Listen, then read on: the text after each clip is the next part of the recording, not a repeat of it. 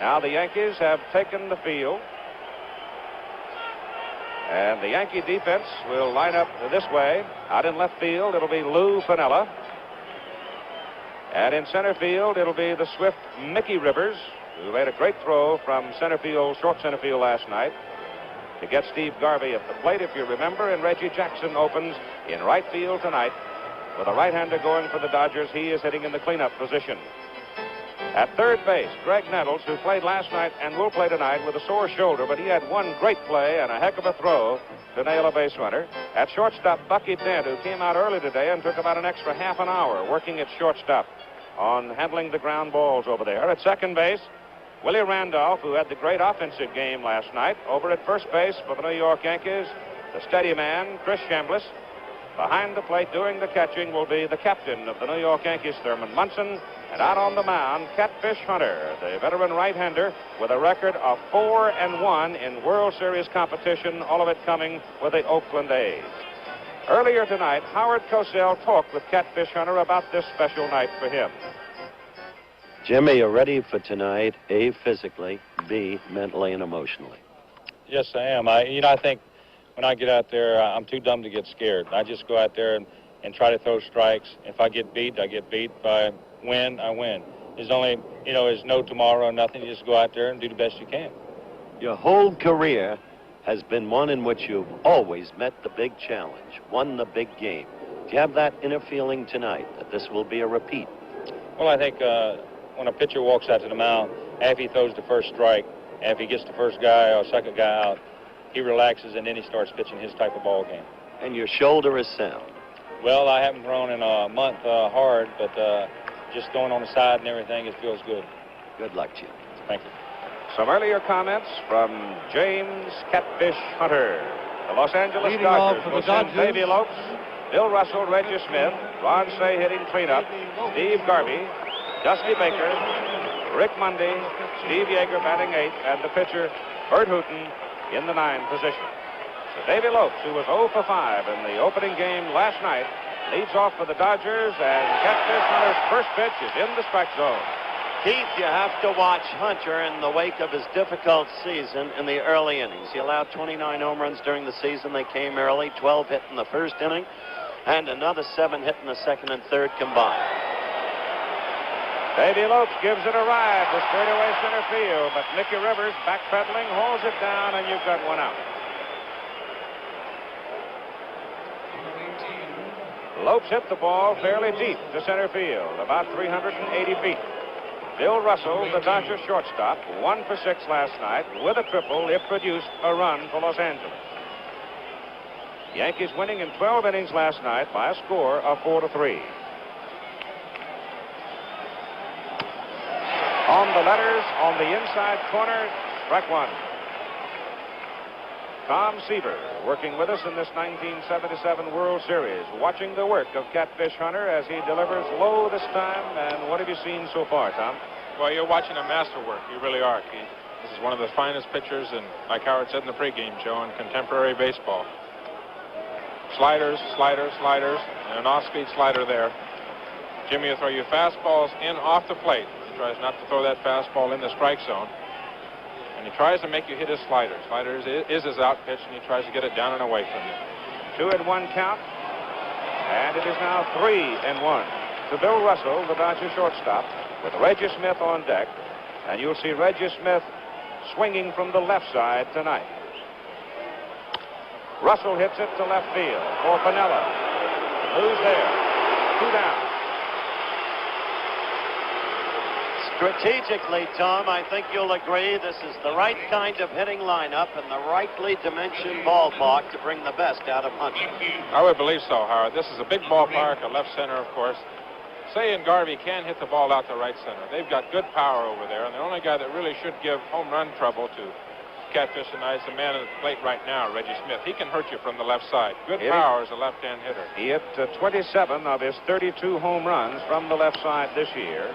And he knocked in 72 of his 87 runs from the left side this year. So he is a much free swinger as a lefty. He's a much better hitter left-handed. He really is. Much more devastating hitter left-handed. Hunter going low and away on successive pitches. The count now 2 balls, no strikes with 2 out and nobody on. There's the strike. The fastball, and that one had a little pop in it.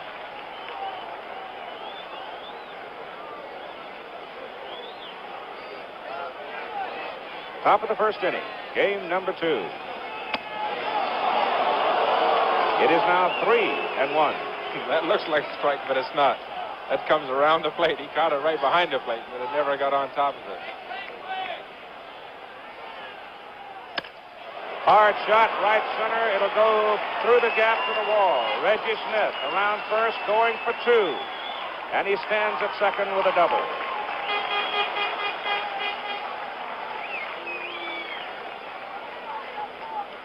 So Reggie Smith, as we had suggested to you, a much tougher out from the left side of the plate. Now, Catfish Hunter will pitch to Ron Say, who was hitless in 3 trips last night. He had a sacrifice fly to drive in a run. On the year, the average a bit deceptive. He had 1 long slump, but he did nail 30 home runs. And he was very productive, and he came at the start of the season like a tornado.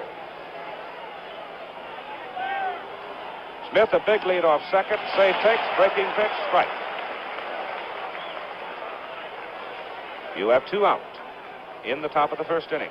Steve Garvey is on deck for the Dodgers.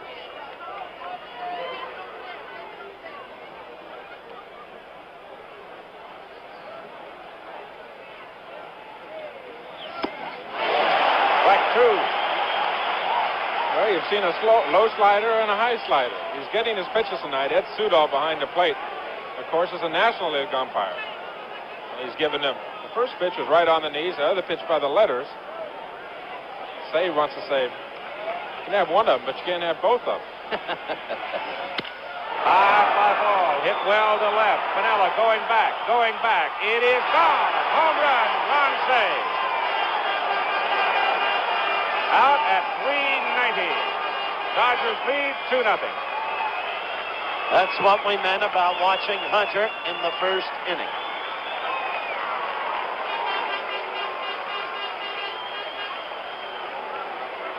Keith, that's really a pitcher's mistake. He's 0-2. He had a low slider for a strike, a high slider for a strike, and now he's way ahead of the hitter. He threw the ball right down the middle of the plate. You cannot let Ronnie Say extend his arms, and that's a long way to hit the ball out there into the bullpen. That's a great shot we got, but no help from the wind. He hit that ball a long way. That's no excuse for that being 0-2 and then giving up a home run. And so the Dodgers tonight, like last night, have scored twice in the top of the first, and Steve Garvey up with a 1-strike count as Hunter comes inside to make it 1-1 to the Dodger first baseman. Reggie waving it out as he scored in front of Ron Say. Reggie Smith. Hunter is outside to Garvey. It's 2-1. There's the man that delivered his second home run in postseason play. The other was a grand slam against the Phillies in the playoffs. Garvey hits it foul to the right, upstairs. Well, they accused the Dodgers of being down last night. No hustle or no chatter on the bench. They've come out smoking here tonight. Garvey was 1 for 4 last night. He had a bunt single. Hits it on the ground to Willie Randolph, the second baseman, and throws him out. The Dodgers, a double and a home run. And they take the lead in the top of the first inning, 2-0, with the Yankees coming up in the bottom of the first.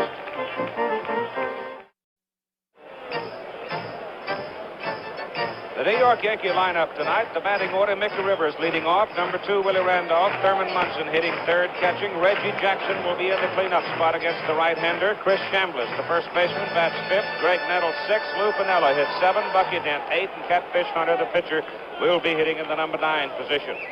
Before the game tonight, Ross Porter sat down and visited with the Dodger catcher, Steve Yeager. They talked about the kind of stuff that Bert Hooton brings to the plate. Well, basically, Bert Hooton, as you know, has got the famous pitch as a knuckle curveball. The knuckle curveball is a pitch that he's perfected, and only he alone can really throw it as accurate as he wants to. A knuckle curveball, it either goes down straight down. It might go a little right, it might go a little left. In other words, it might come into a right-handed hitter and go away from a left-hander. It'll also come in on a left-handed hitter and go away from the right-hander. I think that basically that's his bread and butter pitch, and as long as we don't go overboard with the pitch and still yet be able to throw the fastball and a changeup that he's come along with this year, I think that we can have a successful evening with Bert Hooton. Some pregame comments of the Dodger catcher Steve Yeager about the young man who's out on the mound pitching for Los Angeles tonight, Bert Hooton. Now, the Dodgers line up defensively with Dusty Baker in left. Rick Mundy will be in center field tonight. He hits left-handed. Reggie Smith in right. Ron Cey at third. Billy Russell at shortstop. Davey Lopes at second. Steve Garvey at first. Yeager catching. And the pitcher is Bert Hooton. Bert Hooton had a disastrous outing in the playoffs at Philadelphia. He openly talks about the fact that he just let himself get out of control. And he didn't last long in that ball game. On the season, the earned run average perhaps indicating that his record might have been a little better than 12-7 had he had a little bit more luck. He will be pitching to here in the bottom of the first inning Mickey Rivers, who was 0 for 6 last night, Willie Randolph, who had a big night, including his first series home run, and then Thurman Munson, who was 2 for 4 last night. So Bert Hooton will be tested right here in the bottom of the first inning. Ron Cey tonight is sitting in on the grass as Mickey Rivers comes up to lead off for the Yankees. At third base, Cey is way in. And Rivers checks and takes. There you see how far in Ron Cey is playing against Rivers. Last night, I made the comment a couple of times how deep he was playing. But tonight, he's right in there where he can howdy him. Well, that's a complete change in their defensive alignment. Cey was way back there last night, and he's looking right down Mickey's throat here on the first pitch tonight. That first pitch, by the way, was that knuckle curveball. You'll get some good shots of that from center field. The ball one pitch. Rivers shortens up, starts a move, and the pitch is high. The position adopted by Cey now is the position essentially adopted by Rose against Rivers a year ago. It totally intimidated him last year. It really did. It confused him because he likes to butcher boy the ball over the third baseman's head, and he didn't quite know where to try to do it against Rose. Ball is high and away, and it is count now of 3-1 to the leadoff man for the Yankees. And Rivers is a problem when he gets on base. Billy Martin will oftentimes let him go. Oh, that fastball got the inside corner, and now you're full at 3-2. So here's the redhead who came to the Dodgers from Chicago at 3-2 to Rivers. High pop to the left side. Cey goes to the railing. He's got some room, and he makes the catch.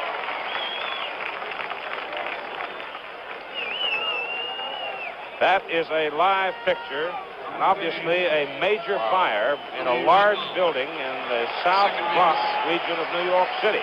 That's a live picture, and obviously the fire department in the Bronx have their problems. My goodness, that's a huge place. That's the very area where President Carter trod just a few days ago.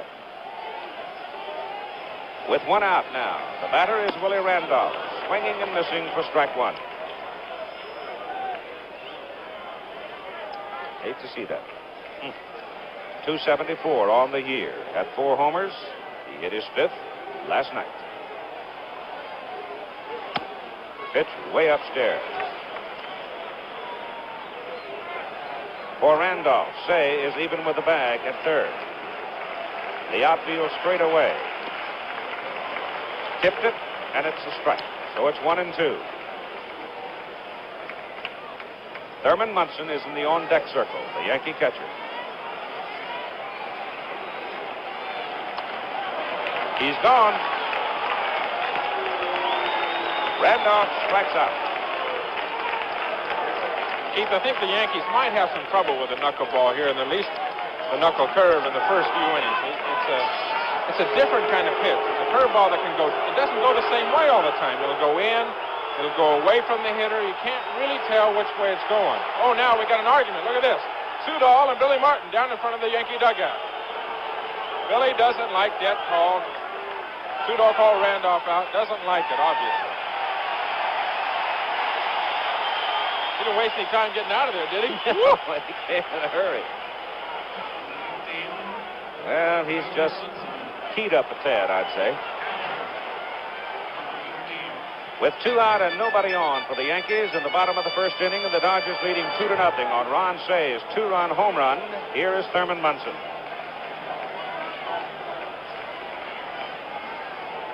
2 for 4 last night. In the opening game of the series, he knocked in a run. And Hooton is high to it.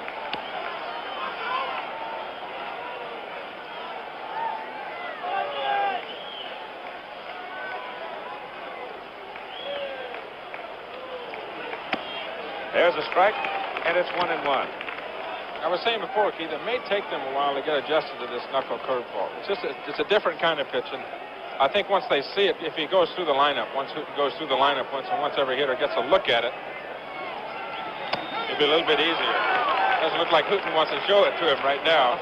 He's going to the 2 outs and there's nobody on. He doesn't want to show him that knuckle curve. Count is now 1-2. Bert Hooton out of Texas. Foul ball to the left side. Dick Hauser coaching at third for the Yankees, throws it out. Bobby Cox, the coach at first for New York.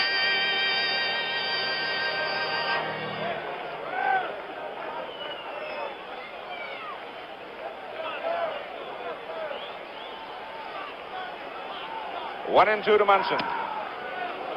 Ooh, close. 2-2 now. Bird, a 3-time All-America, college player at the University of Texas, and a smile on the face right now of the Dodger skipper Tom Lasorda as he visits with Preston Gomez in the Dodger dugout. Again close, but it's 3-2.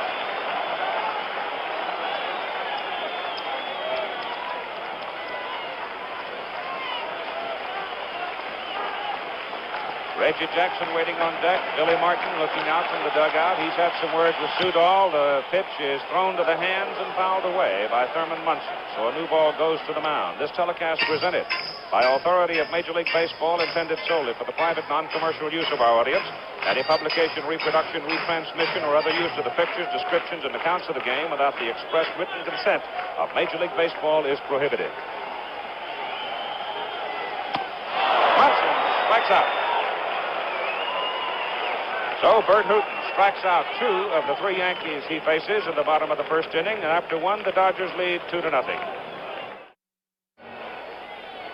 That's a live shot again of that fire in the South Bronx that Keith called to your attention just a few moments ago. Wonder how many alarms are involved, but as Keith said, the fire department really has its work cut out for it. Here at Yankee Stadium, Dusty Baker, Rick Monday, Steve Yeager. For Los Angeles, top of the second inning, Dodgers leading 2-0.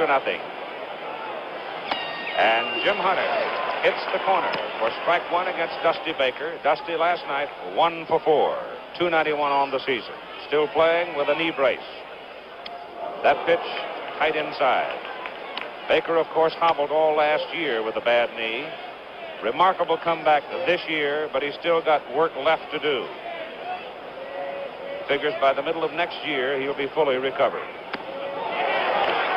1-2 as he swings and misses at a breaking pitch. I'll tell you, if Baker continues his comeback and he adds another 30 points to his batting average in 1978, they may try to declare him unconstitutional or something.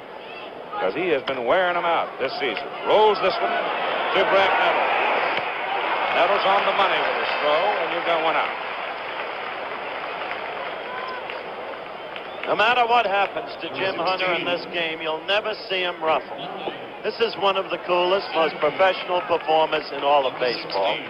Has been for a number of years. Had 5 consecutive better than 20-game victory seasons. Joined such names as Christy Mathis, Waller Johnson, Cy Young.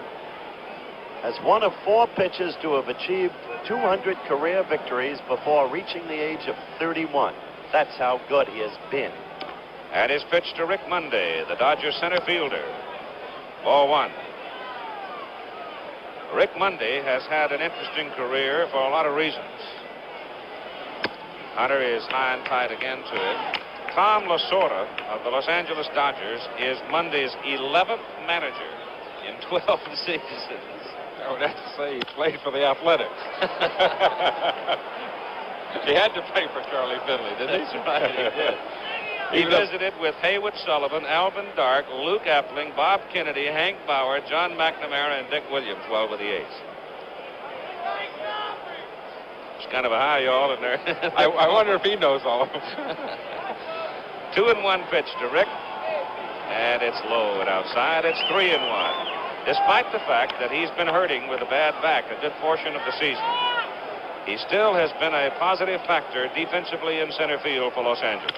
Pulls it to the right side. Chambliss overgloves it. Hunter to cover at first. They get it.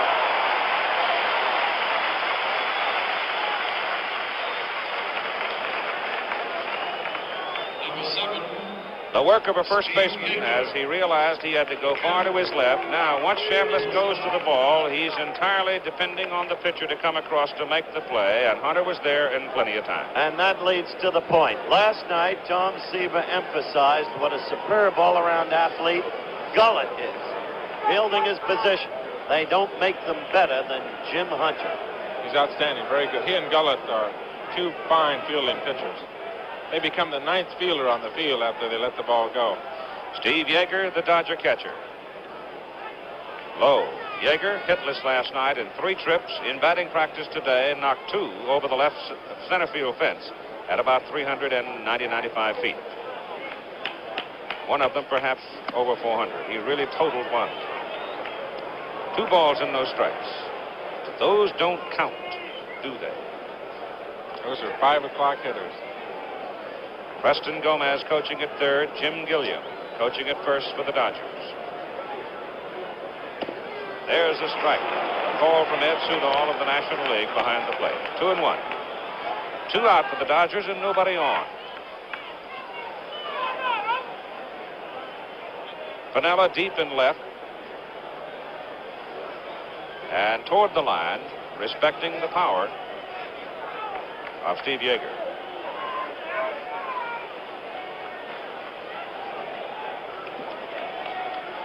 Foul.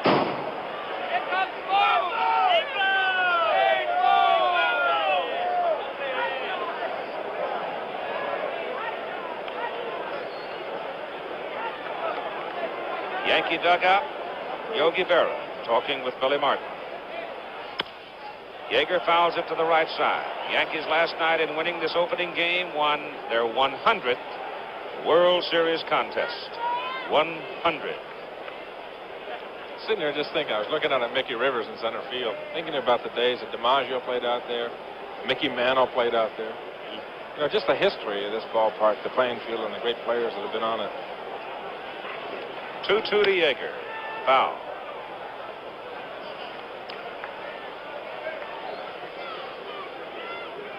You were lucky, Howard, to grow up in New York City. See the Yankees, the great teams they had, the great players, the great rivalry between the Dodgers and the Yankees. I saw Greenberg and Gehrig play high school ball. Greenberg at James Monroe, Gehrig at Commerce. Is that 1908 you saw that, or what? What year? Yeager hits it high, hits it deep to left. Piniella goes to the wall. He jumps. Home run, Yeager. Piniella coming down hard, shaken. Dodgers lead 3-0. This is not an easy thing for a man like Jim Hunter, who has been so great. He's made his place in baseball history as Billy Martin runs out to talk. No, he's running out to see the condition of Roy White. Lou Piniella, correction. But for Jim Hunter, who has been so very great, to have gone through the kind of year he's gone through, the ailing shoulder, then a mysterious ailment that at first was diagnosed as a hernia, proved to be something else. Time doesn't permit, nor with good taste, detailing the complications of his medical case, but now finally coming back to health, having not pitched since September 10th. A very difficult situation for him. As they check Piniella's health out there. Looked like Lou might have banged his head or neck. That's what the trainer is working on, both of them, Keith. That's padded, isn't it? It's padded, but he may have been up on the top of the fence.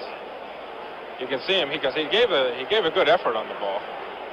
Look at this again. Another pitching mistake, Tom would call it, right down the alley. That's right in the wheelhouse. Get it up, yep. Yeager is a big, strong man. You throw the ball right in his wheelhouse, he'll hit it out. He'll hit it 387 Now let's look feet. at Piniella here. Piniella. Jammed himself into the wall. Well, he gave it all he had. Looks like going back there was something hanging over their edge, but he didn't hit that. He just sort of jammed himself against the wall and hurt his neck and shoulder. But he stays.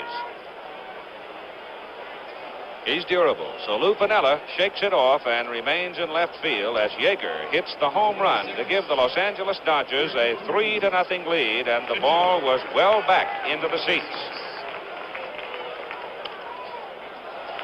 Now here is Bert Hooton facing Jim Hunter, taking a strike. And Tom Seaver can define the hitting abilities of Mr. Bert Hooton. Yes. Remember that last pitch that they just threw to Steve Yeager? I threw one to Bert Hooton like that in Chicago one day. Grand slam. It was a grand slam home run, Howard. What a memory. Pulls it sharply, Nettles gloves it and loops it and gets it. So a nice play by Greg Nettles going to his right at third to retire the sign. But the Dodgers get a run on Yeager's home run and lead the Yankees 3-0. Another look at the fine play by Greg Nettles as he breaks all the way almost to the line to backhand a hard shot off the bat of Bert Hooton. Comes up throwing, and he shows no signs of having a sore shoulder. Now for the Yankees. In the bottom of the second inning, it'll be Reggie Jackson, Chris Chambliss, and Greg Nettles. 3 tough left-handed free swingers in a row.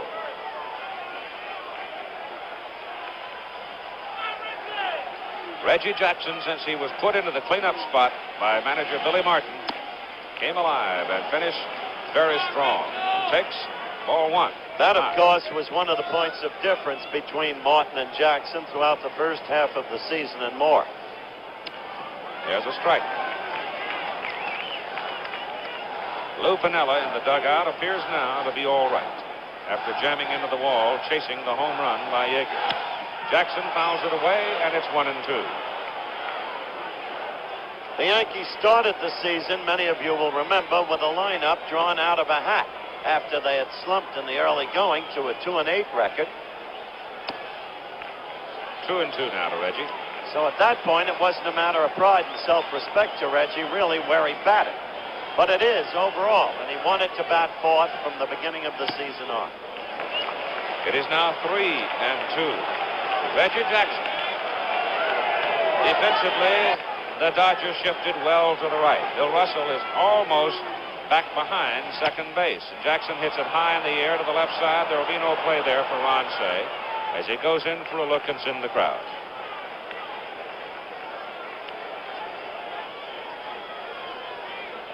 Tom, I suspect there's something to it. You can read all the scout reports in the world, but you don't really have a feel about a ball club until you square off against them, do you? Well, you don't have a feel for a club, and you don't have a feel for individuals. And I know the scouting report, I'm just sitting there watching how Hooton is pitching to Jackson and throwing all hard stuff up and in. He doesn't want to get that big barrel of the bat out on the ball right in there. Reggie knew it. That's the third straight strikeout for Bert Hooton. Let's look at this one again, Tom. Reggie may have been looking for the knuckle curve. You never know. From up here, you never know. Hooton makes another good pitch. He's made some fine pitches here. Fastball, right on the letters on the inside corner. Inside, that's exactly where you have to pitch Reggie. Now it is Chris Chambliss, who was 1 for 5 last night with a run batted in. And he's high with the first pitch. The Dodgers getting 2 runs in the first inning on a double by Reggie Smith and a home run by Ron Cey. That's a strike. And the count is 1-1 to Chambliss. In the bottom of the first inning, the Yankees retired in order. In the top of the second, Steve Yeager a home run for a 3-0 Dodger lead, and Chambliss fouls it away. Bert Hooton has been most impressive. Of the 4 Yankees that he has faced up to Chambliss, he got Rivers to foul out to the third baseman. He struck out Randolph looking, Munson swinging, and Jackson looking, and now he has a strike of 1 and 2 on Chambliss.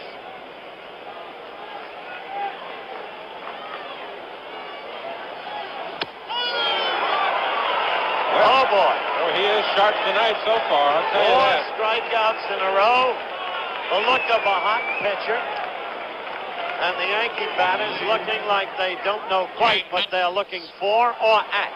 4 strikeouts, and the last 2 have been fastballs, too. I think they've got to be sitting on that knuckle curve. They're just They just haven't seen it. They don't know what it looks like, and they want to get a good look at it, and they're just guessing wrong. It's a knuckle curve right there. That's what it looks like.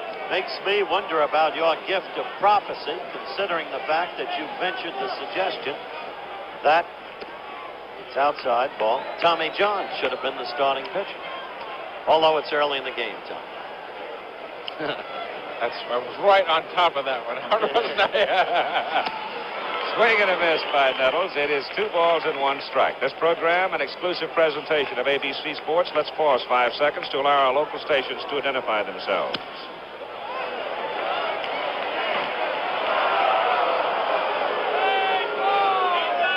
Foul back by Nettles to make the count 2-2. The most consecutive strikeouts in a World Series game, 6. News item, Keith. I've just had word that that fire we've shown in the South Bronx, first to pitch, fouled off. That fire in the South Bronx, fortunately, no lives in danger. It's an abandoned apartment building, and the problem is to get the fire out and prevent it from spreading, of course, but at least no lives in danger. That's good news. 2-2 for the Yankee third baseman. Sharply hit. Lopes flags it. The Yankees are gone. Bert Hooton has retired 6 in order. And after 2 complete innings of play, the Dodgers lead 3-0. The Dodgers 3 runs on 3 hits, 2 of them home runs, the other a double. They lead 3-0. We go to the top of the 3rd inning, the top of the Dodger batting order as you look down on Yankee Stadium, a gleaming in the Bronx on a very cool evening, but still quite pleasant. Comfortable for the pitcher. And Jim Hunter comes to Lopes for a strike. Lopes hit the ball well his first time up to center field. Let's see if Hunter can settle down. Called second strike. Hunter was rocked early last year in World Series Game 2 on a Sunday night. It was cold in Cincinnati. The Reds burst to a 3-0 lead, getting 3 in the second. Then the Catfish settled down.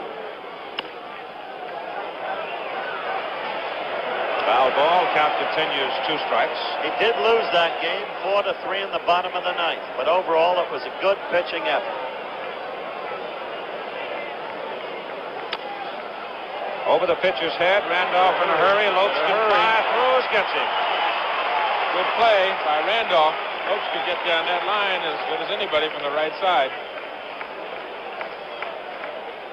Watch the speed of Lopes. He's out of the box and gone, just as Tom said, as quickly as anybody. Randolph makes a good play in here. Gets a big hop, comes up. Good throw, half a step. Batter now, Bill Russell. Fly ball to left field. First time up. Hits this one. That'll be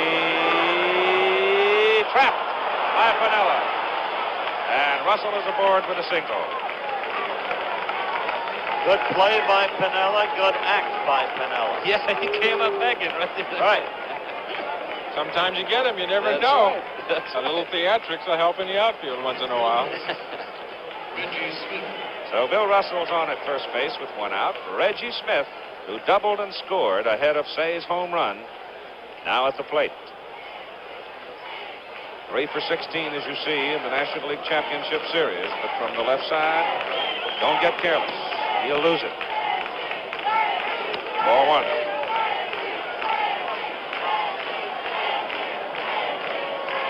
Nettles short at third. Defensively for the Yankees, they give him left center. That's where the gap is. Dick Tidrow in the bullpen for the Yankees. Swing and a miss. It's 1-1. You know, Catfish did give 29 home runs up this year, but 19 of them came with nobody on base. And I guarantee out of that 19, in a lot of the games, he was probably ahead by a good margin. He's not a fellow that's going to go out there and walk a lot of people. Smith fouls it away, and it's 1-2. If he gets a lead, he's going to throw the ball in the middle of the plate. He is a control pitcher. He's got to have his control to be effective. And he's not going to deliberately throw the ball down the middle of the plate now, but there'll be situations if he does get a big lead, if he's up by 5-1 or 7-2, he's going to throw it down the middle of the plate and let you hit it out of the park. Or try. That's his method. Let you try is exactly what he wants you to do. Here's Dick Tidrow in the bullpen for the New York Yankees. Tidrow, 11-4. He was a very stout figure. The Yankee fortunes of '77.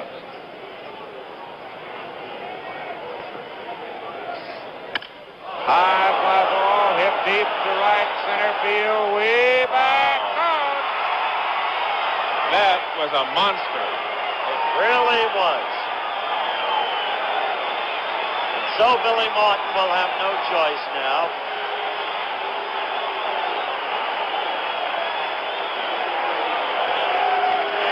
Tom Lasorda applauding. Catfish Hunter shocked by Reggie Smith as he hits the ball at least 420 feet. And here comes Martin. Deep right center field seats the third home run of the ball game for the Los Angeles Dodgers. They lead 5-0, and Billy's at the mound. Well, there's a real strong left-hand hitter right there. He got the ball down, boom, got right underneath the ball. Reggie knew it was gone, too. Mickey Rivers knew it was gone. That's a long way out there. Reggie's played here, of course, in the American League. That's a long way to hit a baseball. 3 home runs in 3 innings, 5-0 already. Billy's in trouble. The Yankees got to really pull themselves up and get back in the ball game. The new pitcher for the New York Yankees, right-hander Dick Tidrow, out of Kansas City, Missouri, is home now. Tidrow in his second World Series. Finished the 1977 season with an 11-4 record. He appeared in 49 ball games. He saved 5. He pitched twice in the American League Championship Series, 6 2/3 innings. In game number 1, allowed 5 hits and 3 runs. In game number 4, he pitched a third of an inning. He allowed 1 hit and he walked 1. Dick Tidrow, the middleman or the long relief man for the New York Yankees. Billy Martin has been rolling 7s as the Yankee manager, no question about it. He managed a perfect game in the final effort against Kansas City that brought the American League pennant. He managed brilliantly last night. Paul Blair came through for him after he benched Reggie in right field for Blair's defensive abilities, and Blair for the second time in a row came through offensively. So tonight, when he started Jim Catfish Hunter, there was a half expectation that the dice would continue to go for him. They didn't. A sad thing to see what happened to Jim Hunter tonight in view of all of his years of greatness, and the hope has to be, because he is still certainly young enough, that he will come back to that form next year. But in the meantime, the Dodgers have amassed a huge lead, and I might say we told it like it was, or at least suggested it before it ever was, when we advised you to watch what happened to Hunter in the early innings. So Jim Hunter is out of the ball game. Dick Tidrow is in to pitch to Ron Cey, the Dodger third baseman who hit a home run for 2 runs in the top of the first inning. All the home runs were hit of Jim Hunter on 2-strike counts, too, I might add. 5-0 Los Angeles. That is outside. It's 1-1. On Saturday at 12:30 Eastern Time, college football. Texas and Arkansas, a pair of undefeated teams. The Longhorns beat Oklahoma last Saturday. Arkansas rested, both of them undefeated. It's another one of those old-fashioned country hoedowns in Fayetteville. And Texas better not come in feeling too comfortable about their posture, because the Razorbacks are coming back. That'll be at 12:30 Eastern Time. 2-1 now to Ron Cey. And Roddy hits it high in the air to the right side. Thurman Munson almost lost it, ran it down.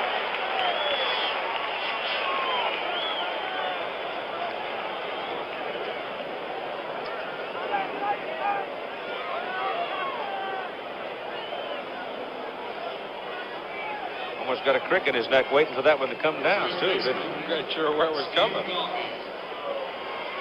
The Dodgers 5 runs on 5 hits, and Steve Garvey is at the plate. Garvey grounded out to the second baseman, his first trip tonight.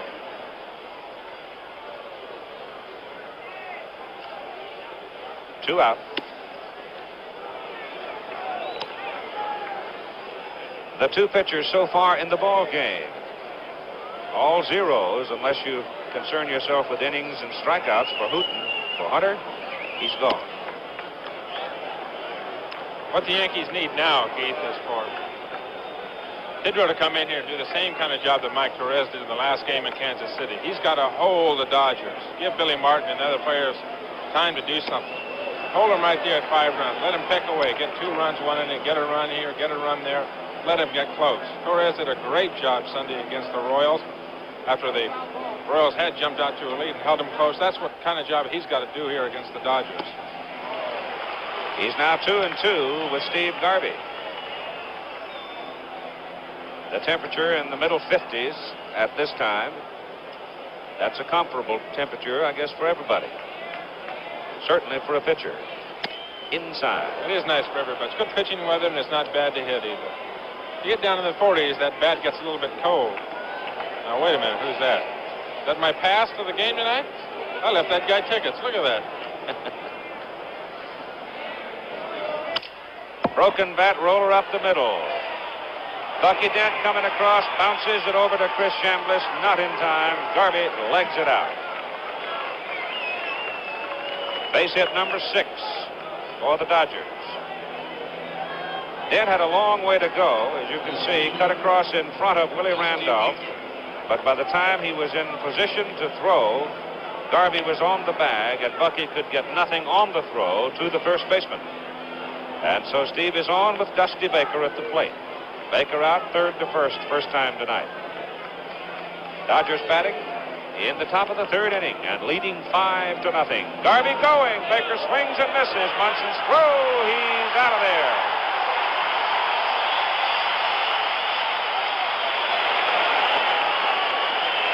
So Steve Garvey takes off on the first pitch. And though Thurman Munson is not a purist, perhaps, behind the plate, he gets the job done. Garvey thrown out, and the Dodgers lead after 2.5, 5-0. Tom Seaver, Thurman Munson may not come over the top on that throw to second base in the old classic style, but he nailed it right where it needed to be, didn't he? Well, he's not the most accurate thrower for a catcher. The thing he does have going for him, Keith, is quick release. He gets rid of the ball as quickly as anybody. He takes one step out of there. He steps with his left foot, throws almost 3/4, and the ball will sail down to second base. Sometimes his accuracy is off, but he gets the ball there as quickly as any catcher in the game of baseball. Lou Piniella punches the first pitch to right, and he breaks the string of Bert Hooton. So Bert Hooton has retired, the first 6 Yankees to face him. And finally Piniella breaks through and singles to right. That comes after Lou made a vain leap for a home run by Yeager and knocked his head and neck up in the process. So Lou's got a lot of fight and vigor in him. Here's Bucky Dent now, the Yankee shortstop, 2 for 5 last night in the opening game of the '77 World Series, and Hooton is low, and there was your knuckle curve. It seemed to break down sharply.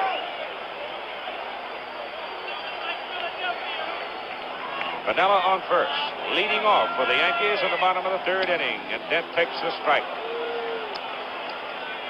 1-1, and they give Dent left center. That's the gap in the defense the Dodgers set up, with Rick Monday playing just straight up the middle in center.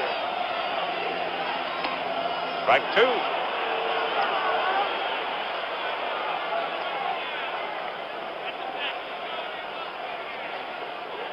The Dodgers with 3 home runs. The Yankees getting their first hit, a single to right by Piniella. Dent strikes out. Snap throw to first, not in time.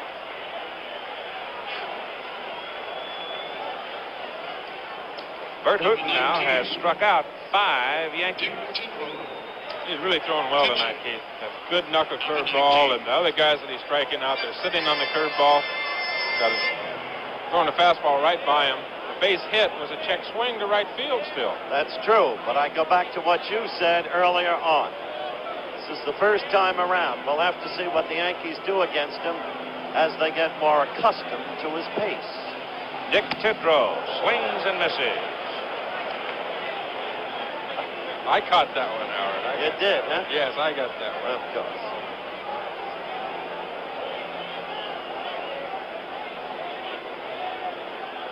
One out, one on for the Yankees in the bottom of the 3rd. Piniella at first. Tidrow squares, takes the pitch outside. 1-1. Billy wants a run. He's got to get a run in.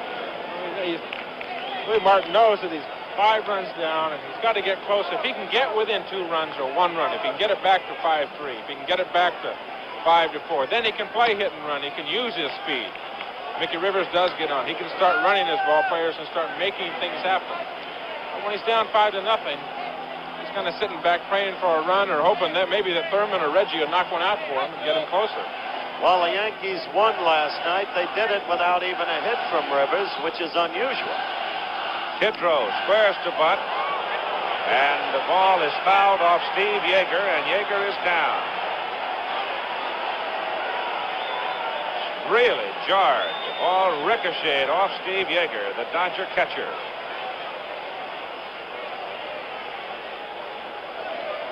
Oh, that hurts. Bill Beulah, the trainer, Tom Lasorda, out there in a hurry as Yeager went right down immediately. Ball just fouled, and it came ricocheting right back into Steve Yeager.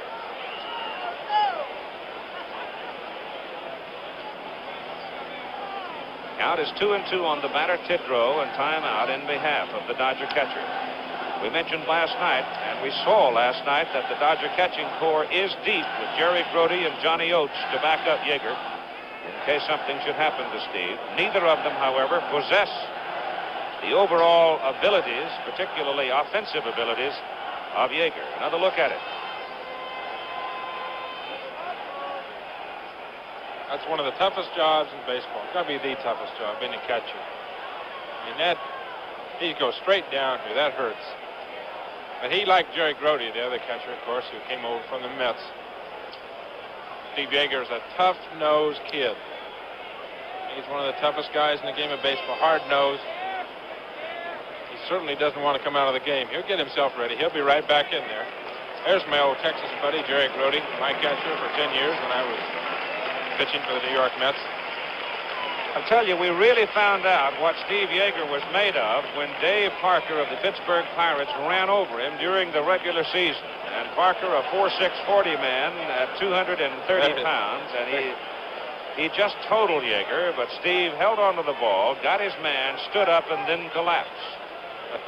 It was a memorable collision. So he will stay after being bitten by the foul ball. 2-2.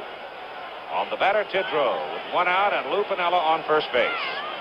Say comes creeping in at third. Tidrow takes, strike, and he's gone. So he looks at strike number 3. That's 6 strikeouts with 2 men down in the bottom of the third for Bert Hooton. The second look at Hooton for Mickey Rivers. Let's see if Mickey can get on track. As always, he's the key to the Yankee ball club under average circumstances. Fouled out to the third baseman, Say, his first time at the plate. Hooton comes inside, and Say defensively again is on the grass at third base.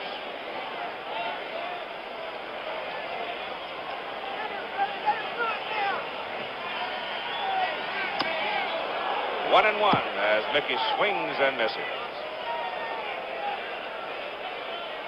The Jugs gun clocks Bert Hooton's fastball at 88 miles an hour. Not as fast as last night's pitchers, but nonetheless fast for Bert Hooton. Fast for Bert Hooton, and when you combine it with a knuckle curveball that he's going tonight, he's going to be darn tough. The count is 1-2 to Mickey Rivers with 2 out. Lou Piniella on first. That one bounces. And again, ricochets off Steve Yeager, but he took that one on the chest protector. I went down before the game. I was yakking with Bert in the Dodger dugout, asking him about his knuckle curveball. He says he'll throw it 30 to 50% of the time, depending on the ball game. And I think you'll see it a little bit more now. He did try not to throw it too much, I don't think, on that first go-through through the Yankee lineup. And now I think situations he's going to pop that curveball on him. And it's fouled away.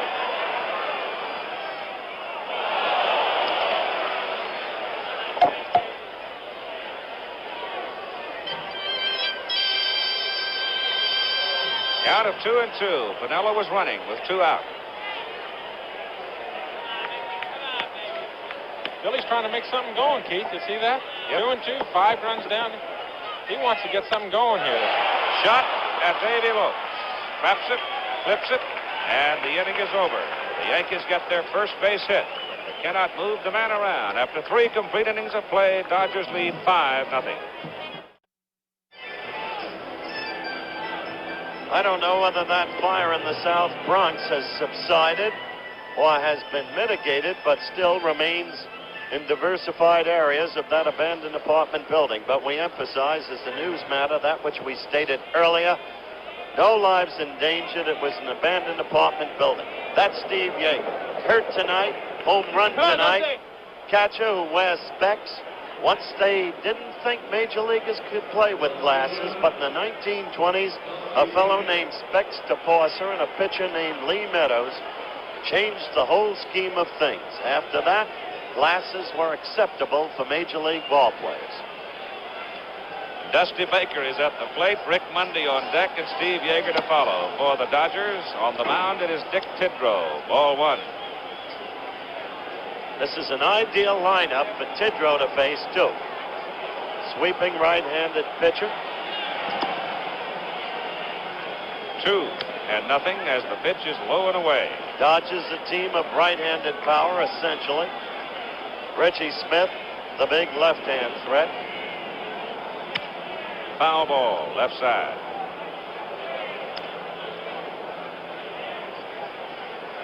Rick Mundy in the lineup, the other left-handed swinger tonight, but Rick has not hit the long ball with any degree of consistency in 1977. Primarily because he's played a good deal of the year in pain. That comes apart. It's a high fly ball in the short center. Rivers comes in a hurry. Wow. Without the speed of Rivers, it dropped. Oh, he came a long way for that ball. He did, and it was one of those I want to be traded catches by Mickey. He kept looking at Bucky Dent. He was hesitating himself. Finally got there just in time to make the catch. There's a lot of people in this park, Howard. A lot of times the verbal communication on the field is non-existent, and he dropped his head. He had to look down to see where Dent was coming out in the outfield. He came a long way for that ball. Rick Mundy at .230 this season, obviously not indicative of his major league career. And the pitch from Tidrow is a fastball outside to Mundy here in the top of the 4th inning. The Dodgers on top by a score of 5-0. You've already mentioned Rick's back problem. A difficult year for him. There's a strike. It's kind of funny to walk in the clubhouse and see him hanging upside down, but he's done a lot of that because it is a manner of effecting relief. Popped high in the air, left side. It'll come out of play. There's the bat of Dusty Baker that came apart on the fly ball to short center field. And it was the point of a bat broken just like that ran into Yeager's neck. At San Diego last year. Frightening moment. 1 ball, 2 strikes to Mundy. Up the middle it goes, base hit.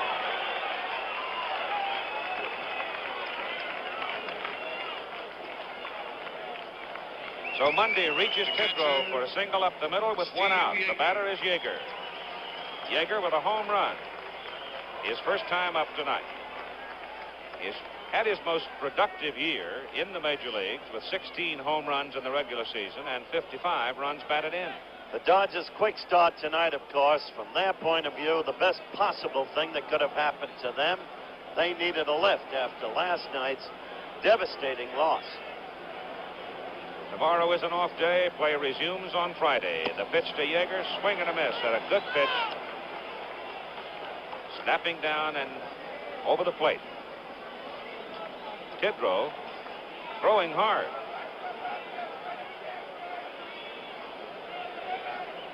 The pitchers on Friday night, 8 o'clock Eastern time, Tommy John for the Dodgers, Ron Guidry for the Yankees. Yeager check swing down the right field line, fair ball. Mundy turns second, heads for third. Yeager holds at first, and a check swing single down the right field line. Sends Mundy around the scoring position. Yeager is 2 for 2. Hit just far enough, Tom.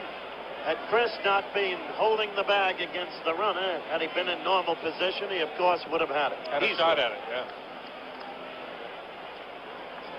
And the Dodgers peck away now at Dick Tidrow with 1 out.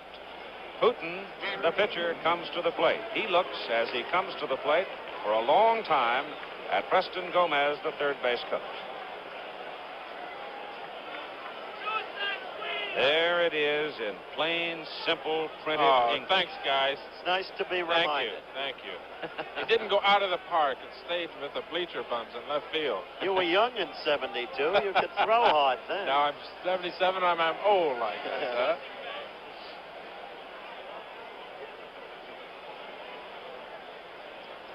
What'd you throw, Hoot? Same pitch that Yeager hit 300 or 400 feet.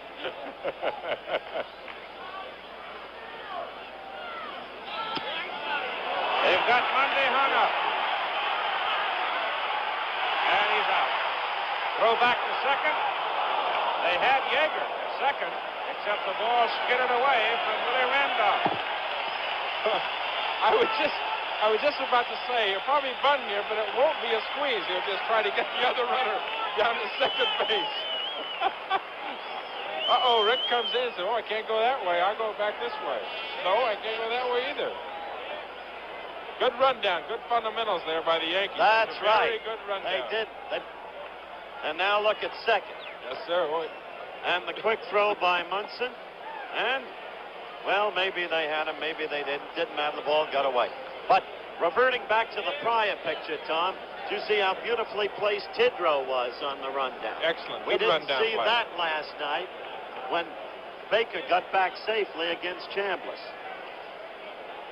So you've got two out now, and Yeager at second base for Hooten, the pitcher, and it's 1-1. I don't know if there could possibly have been any faulty communication, because Preston Gomez walked over and spoke personally with Rick Monday. Bird just missed the ball, that's all. That's right. Foul. Stop shaking, Tom. It was below you. I'm hiding behind my monitor. It's been a long day. Hi. Hi. 1-2 to Hooten. Fouled away.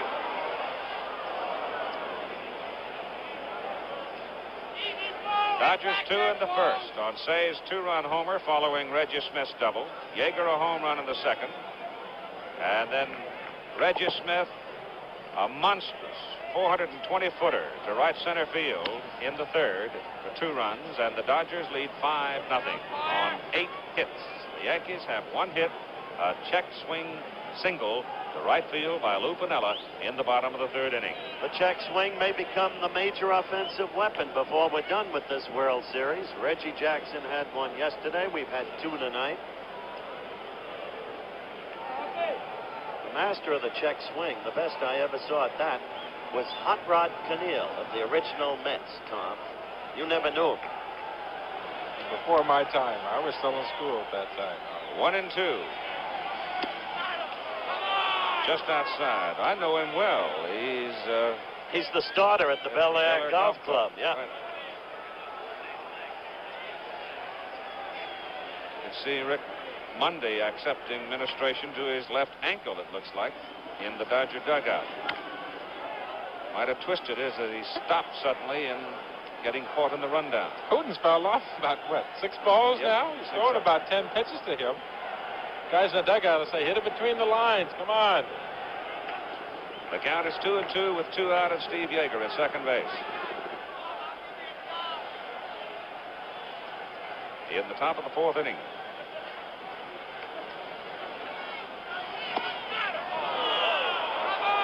Tidrow comes down off the mound and said, where was it? Ed Sudol said it was low. It's 3-2. That ball's low. He's really making him work. He doesn't, Tidrow doesn't want to waste all those pitches against the pitcher especially.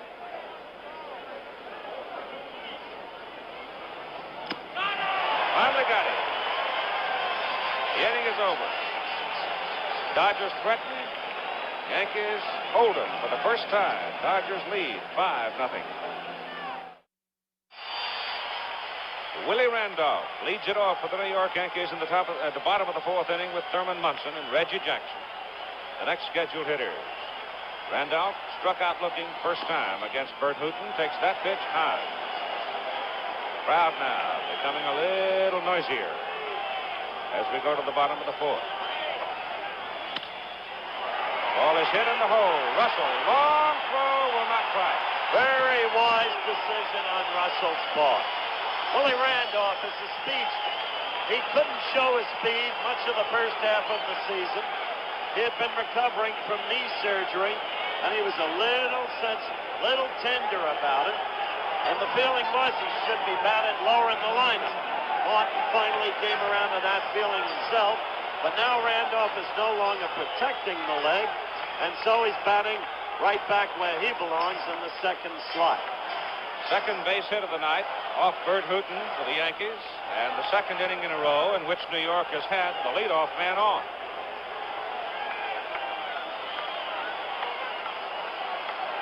Thurman Munson. It gets a lot tougher with people on base.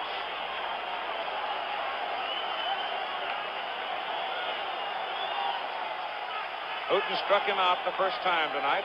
Strike, snap throw, first base, close, but safe. Beautiful throw to first.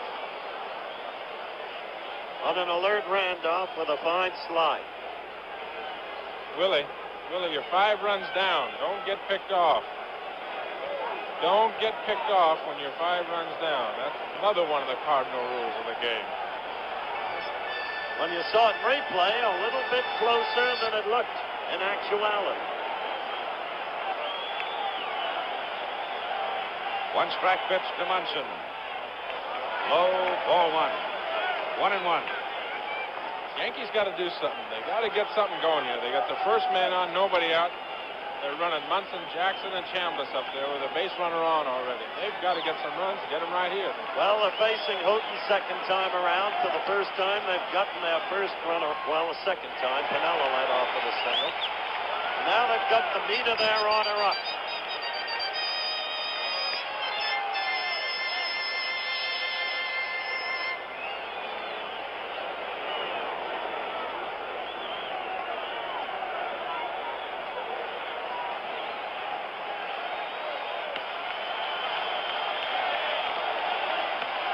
Hear the roar of the crowd building. The pitch to Munson. Hit on the ground into center field for a base hit. Randolph turns second. He'll go to third. And so the Yankees come up with back-to-back singles in the bottom of the fourth inning. Their first threat of the night.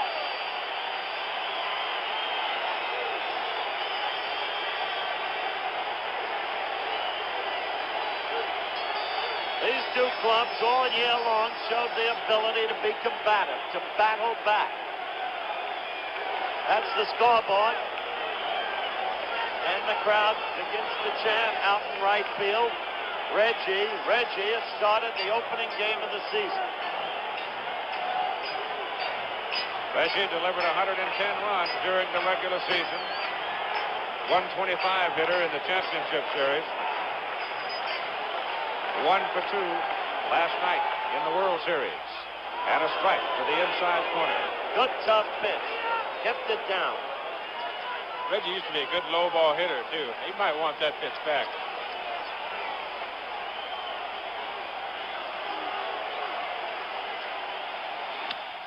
Sharp to first base. Fair ball. Over to second one. Back to first. They've got a double play. And Willie Randolph canters home from third for the first run of the night for New York. 3-6-3 double play, giving the run as Randolph scored from third, and it's now 5-1. That takes a lot of wind out of people's sails right there, because that was a fine defensive play by Garvey. It was. Reggie hit that ball. He hit that ball hard. That ball goes all the way to the corner. It might score 2 runs. Certainly was going to score 1. Reggie get a double out of it. Chambliss hits it sharply at Russell. Bill throws him out. And the inning is over. But New York gets on the scoreboard. After 4 complete innings of play now, it's 5-1 Dodgers. Just behind that fellow with the cap on, if he'll just bob his head a tad, we'll have a look at the man who bosses the Cincinnati Reds, Sparky Anderson. The man who made a pitcher out of Tom Seaver. I'm up here, boss. I'm right up above you. The Squire of Thousand Oaks. That's what's happened in the ball game to this point. You see the Dodgers' third inning. That home run by Reggie Smith was a tape measure job. In the fourth, the Yankees finally get on the board.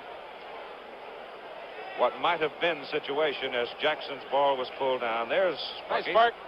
I was over talking to Sparky this morning, having a cup of coffee, talking about what the Dodgers had to do today. He felt the Dodgers had to go right after it. Let swinging the bat and do a little running on the bases. Here's a man that can do both, Davy Lopes. Shortened up and woke up Greg Nettles at third base as Greg came charging in on the grass. And Lopes pulled it away and took it, or else he missed it for strike one. Looked like he pulled it away. Hitless in 2 trips tonight. Russell and Reggie Smith to follow. It's a little low outside, and it's 1-1 to Davy Lopes. And he wants a new baseball. Ed Sudol having a look. Oh, says all right. Want to talk about the gopher balls, or the hot balls, of the ricochet balls, and whatever it is you pitchers have decided to call them in 1977, Tom? Is it a hot ball? A rocket ball. Rabbit ball. I even hit 3 home runs, Keith. They've juiced the ball up a little bit. In my locker in Shea Stadium, I used to take a ball apart every year, put it down, date it, put it in the bottom of my locker. From the time that I started in 1967. Bucky Dent. A little hot coffee. And the center of the ball used to be cushioned cork, and I took it apart. It looked like cushioned rubber in there. Lopes hits it high in the air. Rivers going back, and he'll have room for this one, though. And for the second time tonight, Davy Lopes flies deep to center to Mickey Rivers. 1 out. The ball's definitely livelier, Keith. There's no question about it. But both teams have to play with it. Both pitchers have to throw it. It's not that just one side throws it. The home run production in the major leagues has gone up this year. Billy Russell from Broken Arrow, Oklahoma. There was another major leaguer that lived in Broken Arrow, Oklahoma. Pretty fair left-hander. Jim Brewer. Yes, sir. Pretty fair screwball he had, too. Kidrow gets a corner on Russell for strike 1.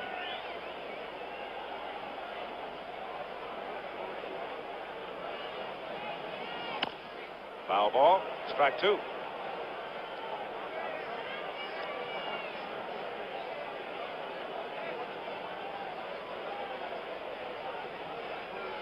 The Dodgers leading 5-1 on 8 hits. The Yankees have 3 hits off Bert Hooton. Dick Tidrow on the mound came on in the 3rd inning after Jim Hunter traveled 2 1/3, gave 5 earned runs on 5 hits. Pulled to the hole, Nettles cuts it off. Greg throws and gets him. 2 down.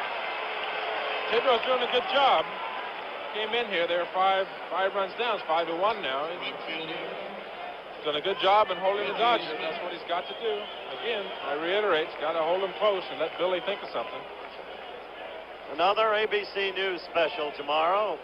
We'll be bringing you live the President's News Conference, 10:30 a.m. Eastern, 9:30 Central, 7:30 Pacific. First time Reggie Smith has faced Dick Tidrow. He fouls it away. Strike 1.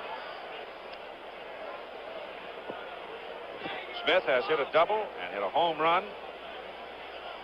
And he's 2 for 2 and scored twice. Pulls it on the ground to Chambliss. Gravy bounce for Chris. He'll make the play himself. Tidrow gets him in order. So after 4.5 innings of play in game number 2 of the 1977 World Series, it's 5-1 Dodgers. And now a message on behalf of Major League Baseball.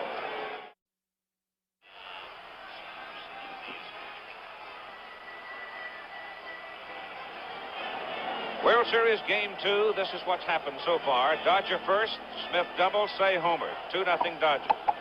Dodger second, Yeager, solo homer. 3-0 Dodgers. In the 3rd inning, the Dodgers, Billy Russell single, Reggie Smith hit a tape measure shot to right center. 5-0 Dodgers. In the Yankees 4th, Randolph single, Munson single, Jackson hit into a double play, but Randolph scored from 3rd, and that's where we are. At 5-1 with Bert Hooton right now working on a 3-hitter.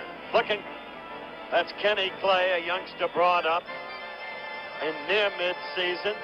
Shown very well in his initial outing against the Boston Red Sox, and then was sidetracked for a long while in the manner perhaps of Kenny Holtzman, not quite to the same degree. But when in the International League, considered by many to have as much or more promise as young Ossie, who did such a good job for the Boston Red Sox. In the meantime, going back to the last inning, as you recap the scoring, Keith, when you look at Reggie Jackson's sharp grounder in your mind, in retrospect, had first base bag not been held by the Dodger first baseman against the then Yankee runner, that ball could have gone into the right field corner and delivered 2 runs for the Yankees. But as they say, baseball is a game of inches and of circumstance. And luck is the residue of design, according to Mr. Branch Rickey. Branch Rickey. Greg Nettles, Lou Piniella, Bucky Dent, the scheduled hitters for New York. Then we'll see about the pitcher as Nettles hits it up the middle. Base hit number 4 for New York. And the first of the night for Nettles. They're starting to get a look at him, Keith. The guys are starting to hit the ball hard here. Reggie hit the ball very hard. Chambliss hit the ball hard when he made the last out of the 4th inning. A couple of base hits that were really seeing eye dogs by Randolph and Munson, but they're still base hits. And here's the man who had the first hit of the night, Lou Piniella. He checked on it and dropped it into short right field. Nettles now 1 for 9 in his last 9 trips to the plate. He has been rather quiet. Now it is Piniella to face Hooten.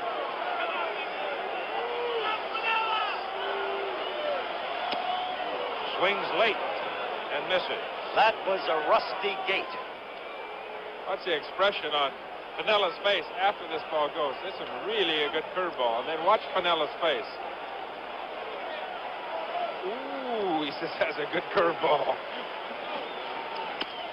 On the ground to Russell, to Lopes for 1, that's all. The force at second on Nettles. Piniella aboard on a fielder's choice.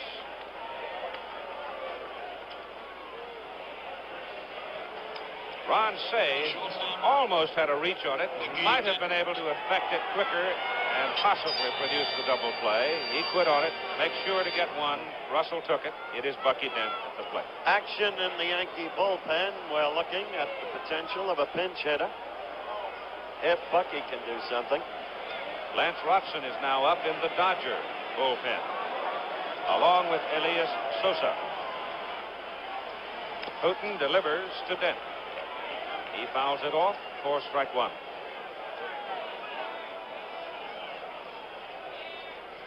There's the Dodger pen.